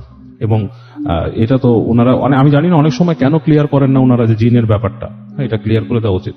যাই হোক, এনিওয়েজ, তো এইভাবেই ওই বাসা থেকে উনি চলে যান। তারপর যাওয়ার পর ওর সোহেলের ভাইও সুস্থ হয়, এবং ওরা বেশ কিছুদিন ওই বাসায় থাকে। এবং এরকম প্রায় ঘটতো ওই বাসায়। এরপরে ওরা দেখতো যে ওদের ঠিক ওই যে গেট দিয়ে বের হয়ে সেটা দেখছে যে রান্নাঘরটা ওই পাশে, ওই রান্নাঘরে ওর মা দেখছে বের হয়ে যে রান্নাঘরের মধ্যে মশলা পিষতেছে কেউ, এবং মানুষ কিন্তু মশলা পিষার শব্দ শুনে রাসেল ভাই, ওর মা কিন্তু রীতিমতো দেখছে কেউ একজন মশলা পিষতেছে, এবং মানুষটাকে দেখা যাচ্ছে না, শুধু পাটাটার মধ্যে ঘস ঘস ঘস ঘস ঘস ঘস ঘস ঘস হচ্ছে। এবং ঠিক ওই পাটাপুতা কিন্তু ওখানে পাওয়া যেত, মানে অনেক সময় কিন্তু হয় কি মানুষ শব্দ শুনে দেখে না, ওখানে ঠিক পাটাপুতা পাওয়া যেত। এবং হঠাৎ করে অনেক সময় যে দেখা যায় থালাবাটি ঠাস ঠাস ঠাস ঠাস করে পড়ে গেছে বাসার, এগুলো হতো। তো ফাইনালি ওর বাবা পরবর্তীতে বাসাটা চেঞ্জ করে আর কি, ওরা মানে অন্য জায়গায় অ্যাপ্লাই করে সরকারি অন্য কোনো বাসায় আর কি, পরে মুভ করে যায় ওরা সামওয়্যার এলস, ওখানে আর থাকে না। তো এখন ওই বাসাগুলো আছে কিনা আমি জানি না রাসেল ভাই, বাট ও যে অঞ্চলের কথা বলছো ওইখানে এখনো অনেক পুরনো বিল্ডিং আছে। আমি কিছুদিন আগে রাত্রেবেলা ওদিকতে পাস করতেছিলাম মোটর বাইকে, লাইক 10টা সাড়ে 10টার সময়, আমি বাসাগুলোর দিকে তাকাইছিলাম, মানে বেশ স্পুকি লাগতেছিল ওই কলোনিগুলো দেখতে। মনে হচ্ছিল যে আসলেই মানে এগুলো অনেক স্মৃতি বহন করে রাখছে ভিতরে। হ্যাঁ, মানে জানেন, মানে স্মৃতির পর স্মৃতি জমা হলে ওখানকার অনেক মানুষ প্যাস আউট হলে সেখানকার প্রত্যেকের সাথে কারিনগুলো অনেকে থেকে যায় এখানে, এবং অনেক কিছু মানুষকে দেখায়। এই হচ্ছে কাহিনী রাসেল ভাই। ওকে, থ্যাংক ইউ সো মাচ বাবু ভাই আপনার ঘটনার জন্য। আমরা চলে যাব আমাদের পরবর্তী অতিথির কাছে, তবে তার আগে আমরা একটু জেনে নেই যে আমাদের যারা আমাদের সঙ্গে লিসেনাররা রয়েছেন তারা আমাদেরকে কি বলছেন। আমরা চলে যাব আমাদের পরবর্তীদের কাছে। আপনার নামটা প্লিজ একটু বলবেন, আপনি কোথা থেকে এসেছেন সেটা বলবেন, তারপরে আপনার ঘটনায় যাব। যেহেতু আপনাকে দেখা যাচ্ছে না, আরেকবার একটু ডিটেলস। ধন্যবাদ রাসেল ভাই। আমি অরণ্য, আসছি ঢাকা পল্টন থেকে। জি। তো ভাইয়া প্রথম ঘটনাটা যেটা বললাম অনেককে নিয়ে, দ্বিতীয় ঘটনাটাও ভাইয়া অনেককে নিয়ে। এটা আসলে অনেকের সাথে আমার প্রথম যে পরিচয় হওয়া, মানে ওই কাহিনীটা আর কি বলতে চাচ্ছি আর কি। তো অনেকের সাথে আমার প্রথম পরিচয় হয় আমাদের হোস্টেল ভেঙে ফেলার সিদ্ধান্ত নেওয়া হলে, তখন আমরা যে যার মতো করে ম্যাচ খোঁজা শুরু করে দিই। তো ভাইয়া মফস্বল এরিয়া তো ম্যাচ মানে ব্যাচেলর ভাড়া পাওয়াটা খুবই টাফ ব্যাপার ওদিকে। তারপর খুঁজতে খুঁজতে হঠাৎ আমাদের ম্যাচের জয় আর শুভ ওরা একটা বাসা পায়। তো ওরা বাসা পাওয়ার পরে আমাদের বলে যে এরকম একটা বাসা পাওয়া গেছে, তাহলে চল একদিন দেখতে যাই, আমাদের সাথে কিছু জুনিয়রও থাকবে। তো আমরা সবাই মিলে বাসা দেখতে যাই। একদিন বাসা দেখতে গিয়ে ওই দিনই অনেকের সাথে প্রথম দেখা। তো বাসায় ঢোকার সাথে সাথে অনেক হঠাৎ করে বলতেছে যে এই বাসায় সমস্যা আছে। তো জিজ্ঞেস করছি যে কি সমস্যা, ও বলে কিছু উত্তর দেয়নি। তো আমরা 3 তলায় উঠছি, 3 তলায় রুম দেখলাম সবগুলো, 3টা রুম, প্রত্যেক রুমে 3 জন করে আমরা থাকবো। তো বাসাও পছন্দ হয়েছে, সবকিছু ঠিক আছে, অ্যাডভান্সও করা হয়ে গেছে। হঠাৎ করে আমি খেয়াল করলাম যে অনেক হচ্ছে কি আমার রুমে যে দাঁড়ায় আছে, মানে আমরা সবাই ঠিক করতেছিলাম যে কে কোন রুমে উঠবো আর কি। হঠাৎ করে দেখলাম যে আমি যে রুমে উঠবো ঠিক করছি, অনেক সেই রুমে যে দাঁড়ায় আছে কি জানি দেখতেছে। আমি জিজ্ঞেস করলাম যে কি কোন রুমে উঠবি। তো বলতেছে যে ভাইয়া তোমাদের রুমের টিউবলাইটটা দেখো নষ্ট হয়ে যাবে। তো আমি মানে আর কথা না পারে ওখান থেকে চলে আসছি। তো আমাদের ম্যাচের ভাইয়া একটা বিদঘুট একটা ট্রেডিশন ছিল, যেটা হচ্ছে কি কেউ বাথরুমে গেলে মানে বাইরে থেকে দরজা বন্ধ করে লাইট অফ করে দিত, যেই যাক যখনই যাক। আর আমাদের একটু সমস্যা হতো, কারণ কি ওই ওয়াশরুমে কোনো ভেন্টিলেশন ছিল না ভাইয়া, মানে লাইট অফ করে দিলে টোটালি একদম অন্ধকার হয়ে যেত, কোনো আলো বাতাস নেই, কিছু নেই, খুবই মানে কেমন একটা লাগতো। তো অনেক সবসময় শুরু থেকেই বলতো যে আমি বাথরুমে গেলে খবরদার কেউ এই কাজটা করবে না, মানে বাসায় সমস্যা আছে, আমার সমস্যা হবে। তো এটা প্রথম দিন থেকে শুনতেছি, যদিও তো আমরা কেউ কিছু দেখিনি, এই জন্য কেউ পাত্তাও দেয়নি। তো আমি হচ্ছে কি একদিন এই যে বাসায় ওঠার 2-3 দিন পরে অনেকে বলছি কি তুই যে বলছিলি যে লাইট নষ্ট হয়ে যাবে, লাইট নষ্ট হয় না। এটা বলার 1 সপ্তাহ পরে আমার একদিন সন্ধ্যার পরে বাসায় ঢুকে দেখি যে লাইট নষ্ট হয়ে গেছে, টিউবলাইটটা নষ্ট হয়ে যাওয়ার পরে ওইটা দোকানদারের কাছে নিয়ে যাওয়া হয়েছে। দোকানদার বলছে নষ্ট হয়ে গেছে, সবাই মিলে টাকা তুলে আরেকটা লাইট কেনা হয়েছে টিউবলাইট। তো ওইটা লাগাইলাম, পরের দিন সন্ধ্যা হইতে হইতে আবার নষ্ট হইয়া। এখন মাথার মধ্যে প্রথমে ভাই উল্টাপাল্টা কিছুই আসেনি। আমি চিন্তা করছিলাম কি এটা হয়তো কেউ যখন মেসে থাকতেছে না, অনেক তখন শয়তানি করে এই কাজটা করতেছে ভয় দেওয়ার জন্য, ঠিক আছে, কিংবা লাইনের কোনো সমস্যা আছে। তো এটা এই তারপর আমরা হচ্ছে কি এনার্জি বাল্ব কিনে নিয়েছিলাম, এনার্জি বাল্ব দিয়ে থাকতাম, তারপরে ওইটা আর সমস্যা হতো না। তো এই যে বাথরুমে যে গেলে যে লাইট অফ করার যে ইয়াটা, এটা নিয়ে হচ্ছে সমস্যা হয়েছিল পরে। তো একদিন অনেক দুপুরবেলা ঘুম থেকে উঠে ওয়াশরুমে গেছে, গোসল করতে ঢুকছে। আমি শয়তানি করে করছি কি গেটটা বাইরে থেকে লাগিয়ে দিছি, লাগিয়ে দেওয়ার পরে লাইট অফ করে দিছি। আমি চিন্তা করছিলাম কি যে ও মনে হয় ভয় পাবে, চিল্লাচিল্লি করবে, দরজা ধাক্কাবে, একটু মজা নিব এই। কিন্তু লাইট অফ করে দেওয়ার পরে দেখলাম কি ভেতরে একদম চুপ হয়ে গেছে, কোনো সাউন্ড নাই, ঠিক আছে, ও কোনো শব্দ করতেছে না, একদম চুপ। তো আমি কিছুক্ষণ ওয়েট করলাম, 5-6 মিনিট ওয়েট করার পরে আমি আবার লাইট অন করে দরজা খুলে দিছি। দরজা খোলার পর অনেক দরজা খুলে ওয়াশরুম থেকে বের হয়ে আসছে। তো ওকে দেখে ভাইয়া মানে সুস্থ স্বাভাবিক কোনো মানুষ দেখলে ভয় পাবে ভাইয়া। আমি দেখতেছি যে মানুষ কান্না করলে যেরকম চোখ দিয়ে রক্ত পড়ে, চোখে মানে চোখ দিয়ে নাক দিয়ে পানি পড়ে, ওর ওইভাবে চোখ দিয়ে নাক দিয়ে রক্ত পড়তেছে ভাইয়া। মানে একটা মানুষ কান্না করলে যেভাবে চোখ দিয়ে পানি গড়ায় গড়ায় পড়ে, ওর ওইভাবে রক্ত পড়তেছে ওই ফ্লোতে।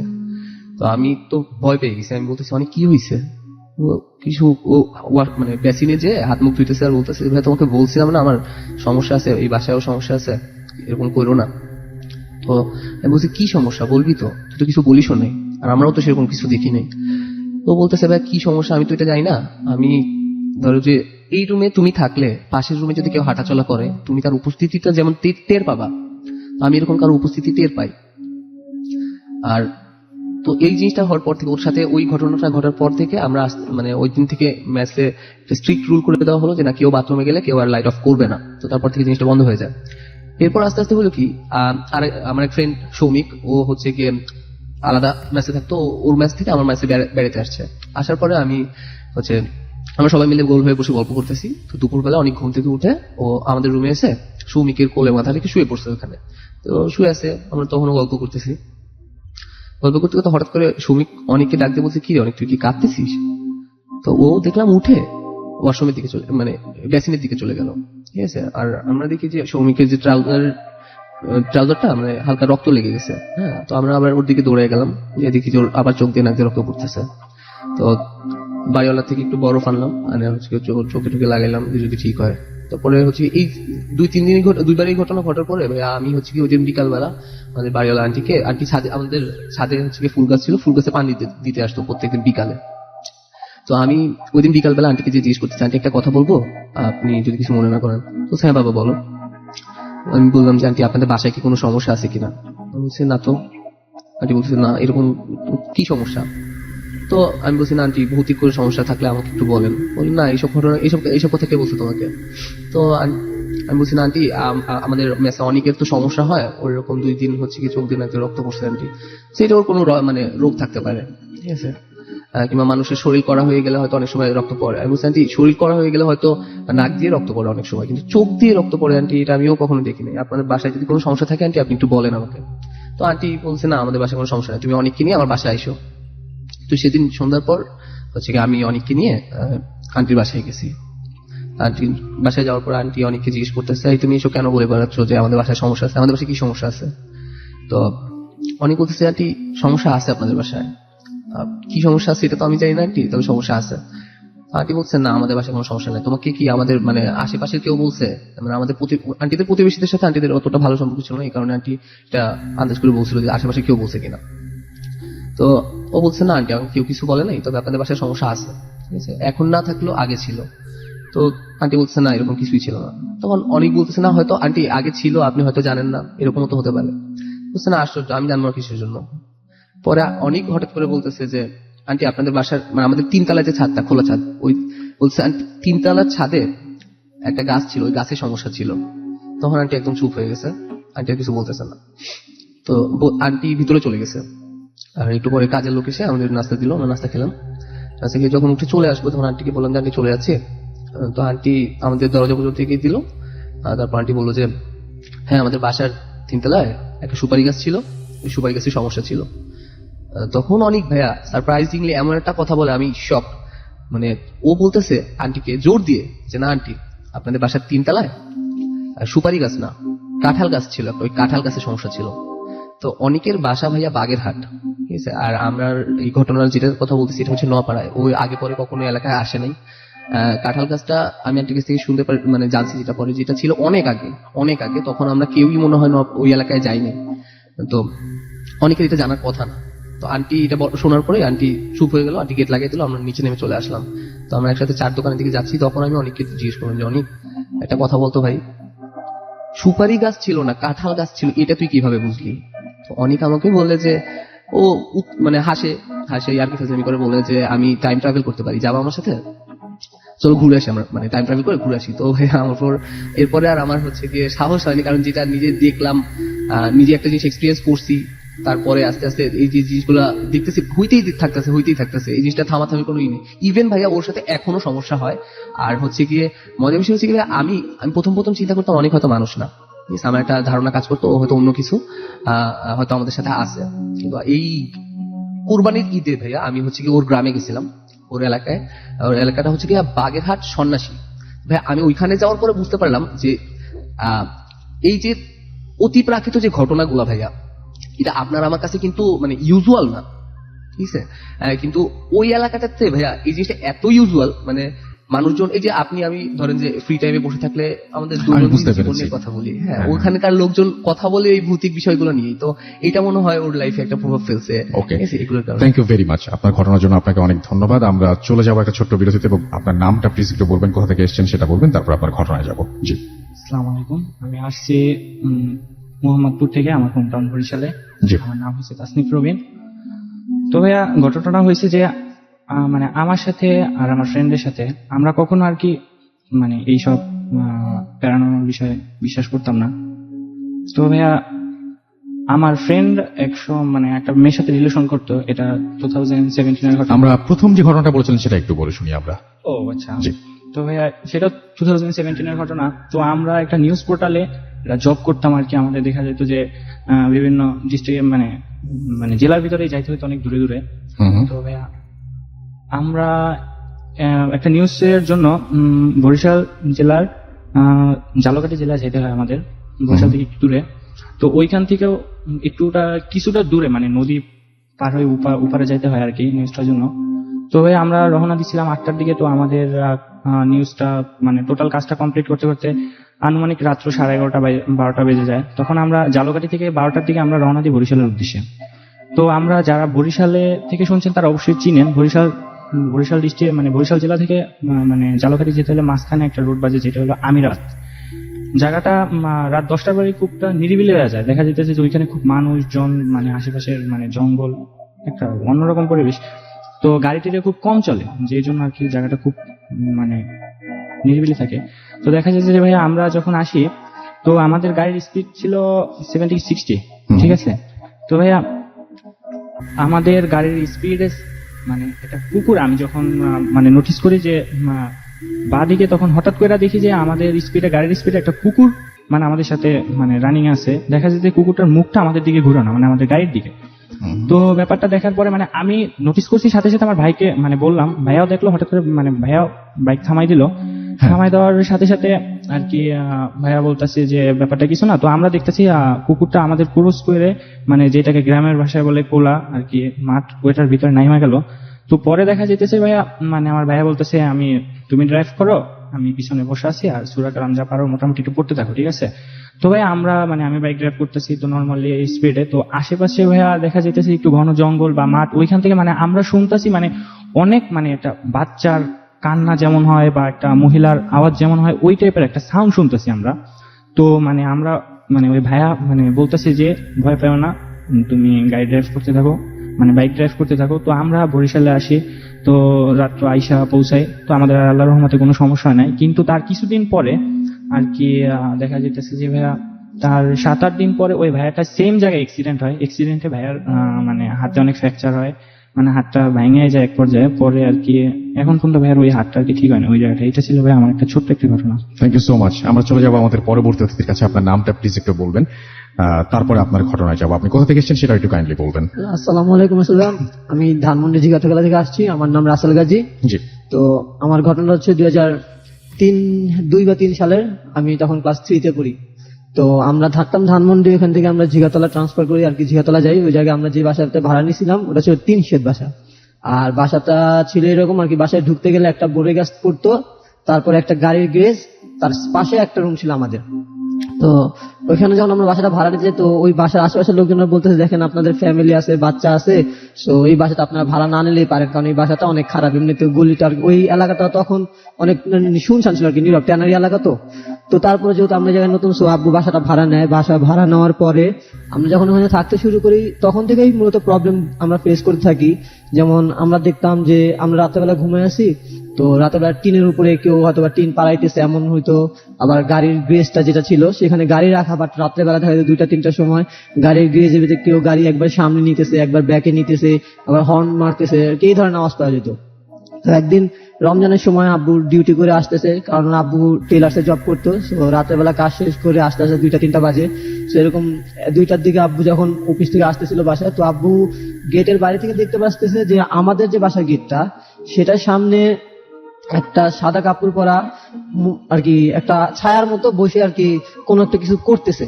তো আব্বু তখন আর বুঝতে পারেনি, যে যখন একটু সামনাসামনি আসছে, মোটামুটি বাসার গেটে থেকে একটু সামনাসামনি, তখন আব্বু দেখলো ওখানে আর কিছু নাই, বাট আমাদের গেটের সামনে কিছু কাচের গুঁড়া পড়ে আছে।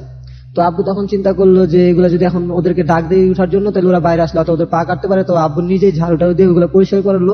পরিষ্কার করার পর আব্বু বাসায় আমাদেরকে ডাক দিল। তো আম্মু উঠলো, আম্মু জিজ্ঞেস করতেছে যে এগুলো এই জায়গায় কে ফালাইছে এত রাত্রেবেলা কাচের গুঁড়া। তো আম্মু বলতেছে এগুলো তো আমরা কেউ করি না, আমি ঘুমানোর সময় তো সবকিছু ঝাড়ুটাও দিয়ে ঘুমাইছি। তো এমন চলার পরে এরকম আরো অনেক প্রবলেম হয়ে থাকে। যেমন আমরা মনে করেন রাত্রেবেলা ঘুমাইতেছি, ওই যে আমাদের দরজায় নক করে, আমাদের পানির ট্যাঙ্কি থেকে অটোমেটিক কারা জানি পানি উঠায়, কল ছেড়ে দেয়। এমন প্রবলেমের কারণে আব্বু ওই মাসেই পরে রুম না করে দেয়। তো আমরা তার পাশে আরেকটা বাসা ভাড়া নিই। কিন্তু ওই বাসার সাইডে আরেকটা বাসা ছিল, যে বাসায় একজন ডক্টর ফ্যামিলি থাকতো, তাদের একটা নিউবর্ন বেবি ছিল। এরকম রাত্রেবেলা ওনারা বাচ্চাদেরকে নিয়ে ঘুমায় আসে। তো তারপরের দিন সকালবেলা হঠাৎ বেবিটা মারা যায়। তো আসলে মৃত্যুটা নর্মাল মৃত্যু হতে পারতো, বাট ওখানে আমার দাদিও গেছিল বেবিটাকে দেখতে। তো যায় দেখে যে বেবির শরীর পুরো নীল নীল আর কি, ছোপ ছোপ হয়ে আছে, নীল নীল দাগ। তো পরে যেহেতু ডক্টর ফ্যামিলি, তারা বাচ্চাটাকে নিয়ে মেডিকেলে যায় দেখার জন্য যে আসলে প্রবলেমটা কি। যদি রাতের বেলা দুই আর কি বাবা মার মাঝখানে যেহেতু শুয়েছে, হয়তো চাপেও মারা যেতে পারতো, বাট যখন ডক্টরের কাছে নিয়ে গেল, ডক্টর তখন দেখে যে বেবির শরীরে কোনো রক্ত নেই। তারপর ওনারা যখন জানাজা দিবে, তখন হুজুর বলতেছে যে জানাজা দেওয়ার আগে আমি বেবিটাকে একটু দেখবো ভালো করে। তো হুজুর তখন দেখে যে বাচ্চার হাতের ভিতরে সাপে কামড় দিলে যেমন একটা চিহ্ন থাকে দুইটা, ঠিক অমন একটা কামড়ের দাগ আছে।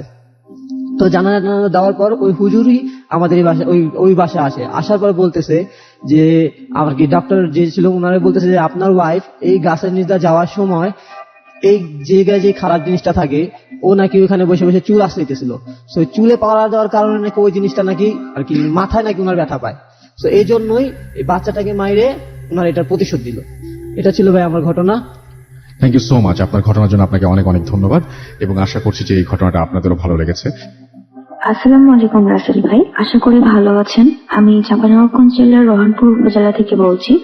কোন একটি পার্টিকুলার কারণে আমি আমার নামটি এবং গ্রামের নামটি বলছি না, কারণ বললে হয়তো অনেকে চিনে ফেলবে। তো আসলে ভূত এফএমে স্টোরি শুনতে শুনতে আমি এতটা মগ্ন হয়ে যাই যে আসলে কখনো যে নিজের স্টোরি গুলো বলবো সেরকম সময় হয়ে ওঠে না। আমি ভূত এফএম এর বড় একজন ফ্যান। ভূত এফএম আমি 2011 সালের পর থেকে আমার কোনো এপিসোড মেবি বাদ নেই। আমার যতটুকু মনে আছে আমি সবগুলো এপিসোডই শুনেছি, রাত জেগে হোক, একা একা হোক, ডাউনলোড দিয়ে হোক, শুনি। তো যাই হোক, আমি আজকে যে ঘটনাটি বলবো খুবই ছোট্ট একটা ঘটনা, বাট আমি সেটা প্রথম নিজের চোখে দেখেছি যে জিন পজেস্ট করে মানুষকে। যদিও আমাদের পরিবারে অনেক ঘটনা আছে এরকম, বা এমন কিছু আছে যে আমি নিজেও এক্সপিরিয়েন্স করছি বা করেছি বা সাফার করছি, তো সেগুলোর কথায় নাই যাই। এটা আমার প্রথম স্টোরি ভূত এফএমে পাঠাচ্ছি। তো যাই হোক, যেটা নিজের চোখে প্রথমবার দেখেছি সেটাই আসলে আমি বলতে চাচ্ছি। ঘটনাটি ঘটে ঠিক আমার সালটা মনে নেই, 2007-06 কি 7-এর ঘটনা। আমি তখন ক্লাস 7 হয়তো বা 20, এতটুকু আমার মনে আছে। তো আমরা ঈদে আসতাম দাদি বাড়িতে। আমরা মেইনলি থাকতাম চাঁদপুরে, আব্বুর জবের কারণে দাদি বাড়িতে বেড়াতে আসতাম প্রতি ঈদে। এছাড়াও যদি কখনো কোনো ভ্যাকেশনে আসা পড়তো, সেটা হচ্ছে আমের সময়। আমরা সবাই জানি যে চাঁপাইনবাবগঞ্জ আমের জন্য বিখ্যাত। তো বেসিক্যালি আমার দাদি বাড়িতেও আম আছে, আম গাছ আছে, যার কারণে আমাদের প্রতি বছরই আসা পড়তো আমের সময়। তো সেবারও বেসিক্যালি আমের সময় আমরা আসি। আমের সময়টা এমন ছিল যে আম প্রায় শেষের দিকে, সিজন প্রায় শেষের দিকে। তো নর্মালি আমাদের চাঁপাইনবাবগঞ্জের বাড়িগুলো যেরকম হয়, আমি একটু বর্ণনা দিতে চাচ্ছি যে এক পাশে দোতলা হয়, চারপাশে স্কোয়ার শেপের বাউন্ডারি থাকে, আর বাউন্ডারি গুলো অনেকটা বারান্দার মতো চারদিক দিয়ে। যে বৃষ্টির সময় উঠানে না নেমে আমরা ফুল বারান্দাতে ঘুরে ঘুরে এক পাশ থেকে আরেক পাশে যেতে পারবো। এখানকার সব বাড়িগুলো এরকমই। তো আমরা শখের বশত যেহেতু আসতাম গ্রামে বেড়াতে, তো দেখা যেত যে আমরা আসলে অনেক আমাদের চাচি বা গ্রামের যারা আছে তারা এক জায়গায় একত্রিত হতো, আসতো, বাসার বাইরে আম গাছের নিচে সবাই দাঁড়িয়ে গল্প করতো। আমাদের ভালো লাগতো। বেসিক্যালি আমার দাদিদের একটা আম গাছ ছিল বাড়িতে। ওই গাছটার আম অনেক সুস্বাদু ছিল, যার কারণে ওই গাছের ডাল অনেকে কেটে নিয়ে কলম করতো। তো দাদির বাড়ির পাশে আবার দাদির বোনের বাসা আছে, তাদেরও অনেক আম গাছ। কিন্তু আমার দাদিদের এই আম গাছটার ডাল নেওয়ার জন্য আমার দাদির বোন আসে। সময়টা হবে দুপুর 12টা 12:30 নাগাদ। আমরা ওই গাছের নিচেই 3-4 জন আর কি ছিলাম। আমার যে দাদি গাছের ডাল নেবে সে ছিল, আমার মা ছিল, চাচি ছিল, আর 2-1 ছিল। তো গাছের ডালগুলো কিন্তু অনেক উঁচু হয় না। চাপার যে আম গাছগুলো হয় নর্মালি, সেই গাছের ডালগুলো কিন্তু মাটি থেকে ধরা যায়। তো গাছের ডাল আমাদের দাদি কাটবে বলে একটা বড় দা নিয়ে এসে ওদের সাথে গল্প করতে করতে গাছের ডালে যেই একটা কোপ দিয়েছে ডাল কাটবে বলে, অমনি তার হাত থেকে দাও, আমরা যেটাকে বলি বুদ্ধি বা দা, তো সেটা হাতে ছিল, সেটা ছুটে পড়ে যায়। আর পড়ে যাওয়া মাত্রই দাদিকে আমরা দেখি যে মানে নিজের ডান হাত বা হাত মানে অনেক মানে জোরে চেপে ধরেছে আর বলছে আমাকে জ্বলে গেল, আমার পড়ে গেল, আমাকে মারছে, এরকম চিৎকার করছে। অথচ আমরা সবাই থাকতেছি, তাতে কেউ ধরছে না, কিছুই করছে না। সে একা একা চিল্লাচ্ছে আর চিৎকার করছে, বলছে যে আমার গা চলে যাচ্ছে, আমার গা ফুলে যাচ্ছে। তো পরে ভালো করে খেয়াল করে দেখলাম যে হ্যাঁ, তার পুরো 2 হাতের মানে আমরা যেটা বাহু বলি সেই জায়গায় লম্বা লম্বা আঁচড়ের দাগ, এত বড় বড় আঁচড়ের দাগ হয়েছে যে মানে মনে হচ্ছে কি আমি বড় লোক দিয়ে আঁচড়ে দিয়েছে ওটাকে। সে চিৎকার করতে যাচ্ছে, চিৎকার করে যাচ্ছে যে আমাকে মেরে ফেলবো, আমার চলে যাচ্ছে, আমি পুড়ে যাচ্ছে, আমাকে ধরো। তো এই অবস্থায় সে আসলে চিৎকার করতে করতে তার বাসার দিকে চলে যায়। আমরাও তার পিছিয়ে পিছিয়ে যাই, গিয়ে দেখি সে তার রুমে ঢুকে মাটিতে বসে গেছে, মানে ফ্লোরে বসে সে চিৎকার করছে। করতে করতে একটা সময় সে সঙ্গে হারিয়ে ফেলে, অনেকটা সে সেন্সলেসের মতো হয়ে যায়। তো সবাই তাকে ধরে মাথায় পানি দেওয়া শুরু করে, গা হাতে পানি ছিটাচ্ছে। এমন সময় সে হঠাৎ করে জোরে হেসে ওঠে। হেসে উঠে সে বলতে থাকে, আমি ওইখানে গাছের ডালে বসেছিলাম, ও আমাকে মারলো কেন, ও আমাকে দা দিয়ে মারলো কেন, আমার গা কেটে গেছে, আমার গা কেটে গেছে, মারলো কেন। সবাই বুঝতে আর বাকি রইল না যে সে পজেসড, তাকে কোনো কিছুতে ভর করেছে, বা যেটা আমরা গ্রামের ভাষায় বলি যে আঁচড়ে পড়েছে। আমরা সবাই এখানে হতভম্বের মতো দাঁড়িয়ে আছি যে কি হলো, হঠাৎ কি হলো তাদের সাথে। আমি তো একদমই এসব কখনো দেখিনি, তো আমার কাছে বিষয়টা আরো বেশি অবাক করছিল। তো সবাই বলা বলি করতে শুরু করলো যে তাকে ধরেছে, তাকে চৈতালিতে ধরেছে। I don't know চৈতালিটা কি। আর সবাই বলেন এই চৈত্র মাসে সে এক গাছ থেকে আরেক গাছে ঘুরে বেড়ায়, ইটস এ জিন আই থিঙ্ক। তাকে সবাই লোকজন জিজ্ঞেস করে তুমি ওকে কেন ধরেছো, ওকে কেন ধরেছো। তো সে বলে যে আমি গাছের ডালে বসেছিলাম, সে আমাকে দা দিয়ে মারলো কেন, আমি তাকে ছাড়বো না, আমি ওকে মেরে ফেলবো, আমার গা কেটে গেছে। কথাগুলো শুনে খুব অদ্ভুত লাগছিল। সে তাকে সবাই অনেকভাবে বোঝানোর চেষ্টা করে তুমি কে, কোথা থেকে এসেছো। সে একে একে বলতে শুরু করে যে আমি এক গাছ থেকে আরেক গাছে ঘুরে বেড়াই, চৈত্র মাসে ঘুরে বেড়াই চৈতালি, আমি গাছে বসেছিলাম, আমাকে সে কেন দা দিয়ে মারলো, আমি তাকে ছাড়বো না, তাকে আমি অনেক কষ্ট দিব, এসব বলা বলি করতে থাকে। আমি দেখলাম যে কিছুক্ষণের মধ্যে সে দাদির যে ছেলে, ছোট ছেলে, সে এসে বলে তুই আমার মাকে ছেড়ে দে, তো কি লাগ তোকে দিচ্ছি, তুই আমার মাকে ছেড়ে দে। তখন সে বলে যে না আমি তো ছাড়বো না, সে আমাকে মারলো কেন, আমি তো ছাড়বো না, আমার গায়ে আঘাত লাগলো কেন, আমার রক্ত বের হচ্ছে, আমি তো ছাড়বো না। কথাগুলো শুনে খুব অদ্ভুত লাগলেও সবাই বুঝতে পারলো যে না, যে করে হোক একে ছাড়াতে হবে, এতে আরো কষ্ট দিবে। এদিকে দাদির গায়ে একের পর এক আঁচড়ে দাগ পড়ে যাচ্ছে। এই মুহূর্তে আমার দাদির মা তখন জীবিত ছিল। তো দাদির মা আসে, এসে দাদির মা সামনে বসা মাত্রই সে চুপ করে যায়, কোনো কথা বলে না। আসলে আমাদের কোনো আইডিয়া ছিল না যে দাদির মা পজেসড ছিল আগে থেকেই, এবং যে জিনিসটা তাকে আসর করেছে, দাদির মা তাকে চিনে, বড় মা হয় আমাদের, বড় মা তাকে চিনে। তো বড় মা বললো তুই তো আমার বাড়ির পাশের গাছেই থাকিস, তুই আমার মেয়েকে ধরেছিস কেন, ওকে ছেড়ে দে, তো কি লাগবে বল আমি দিচ্ছি, আর যদি না ছাড়িস তোকে অনেক বেশি কষ্ট আমি দিব। আমি জানি না আসলে কি কষ্ট নেয়ার কথা হচ্ছিল, মানে আমি শুধু দেখছিলাম যে দাদির গায়ে আঁচড় পড়ছে আর দাদির ভয়েস চেঞ্জ হচ্ছে, দাদির ভয়েস চেঞ্জ করে করে কথা বলছে। সে বারবারই জেদ করতে থাকে না, সে কিছুতেই ছাড়বে না, সে দাদিকে মেরে ফেলবে, সে কষ্ট দিবে। আমি তারপরে মানে এতটা ভয় পেয়েছিলাম যে আমি আসলে ওই জায়গাতে দাঁড়িয়ে থাকার মতো অবস্থায় ছিলাম না। আমি তারপরেও মানে কি ভেবে দাঁড়িয়ে থাকলাম আমি জানি না। তো দাদির মা মানে বড় মা কি যে করলো বা কি সূরা পড়েছে না কোনো দোয়া তাবিজ করেছে আমি জানি না, সে শুধু বললো এখনই এখান থেকে চলে যাবি, তুই যাওয়ার সময় বাড়ির পিছনে আম গাছের ডাল ভেঙে দিয়ে যাবি, যদি তুই না যাস তাহলে তোকে আমি জানহাওয়াকে ক্ষতি করবো। কথাটি শোনার পরে আমার দাদি বললো যে আচ্ছা ঠিক আছে, অ্যাকচুয়ালি আমার দাদি তো না, তাকে পজেসড করা হয়েছে, সে বললো আচ্ছা ঠিক আছে আমি চলে যাচ্ছি, কিন্তু এর শোধ আমি তুলবো, এটা বলে সে চলে গেল। চলে যাওয়াটা আসলে চলে গেছে আমরা কিভাবে বিষয়টা বুঝলাম, মনে হলো রুমের ভিতর থেকে খুব জোরে একটা বাতাস জানালা দিয়ে বের হয়ে গেল, যেটা সবাই দেখেছে, জানালার পর্দা সরে গিয়ে অনেক জোরে একটা বাতাস বের হয়ে গেল। আর পেছনে বাসার পেছনে দেখলাম যে ডাল ভেঙে পড়ার শব্দ। সবাই দৌড়ে গিয়ে দেখলো হ্যাঁ গাছের ডালটা ভেঙে পড়েছে, তার মানে তাকে যে বলা হলো যে গাছের ডালটা ভেঙে দিয়ে চলে যাবি, সে চলে গেছে। তো আমার জীবনে আসলে দেখা ওটা একটা প্রথম প্যারানর্মাল ঘটনা যেটা আমি নিজের চোখে দেখেছি, যে কারণে আমি আসলে শেয়ার করলাম। জানি না স্টোরিটা কেমন আপনাদের কাছে কেমন লাগবে, আমি হয়তো অনেক গুছিয়ে কথা বলতে পারি না, কিন্তু মনে হলো যে একটা স্টোরি আমিও পাঠাই। তো যাই হোক ভালো থাকবেন।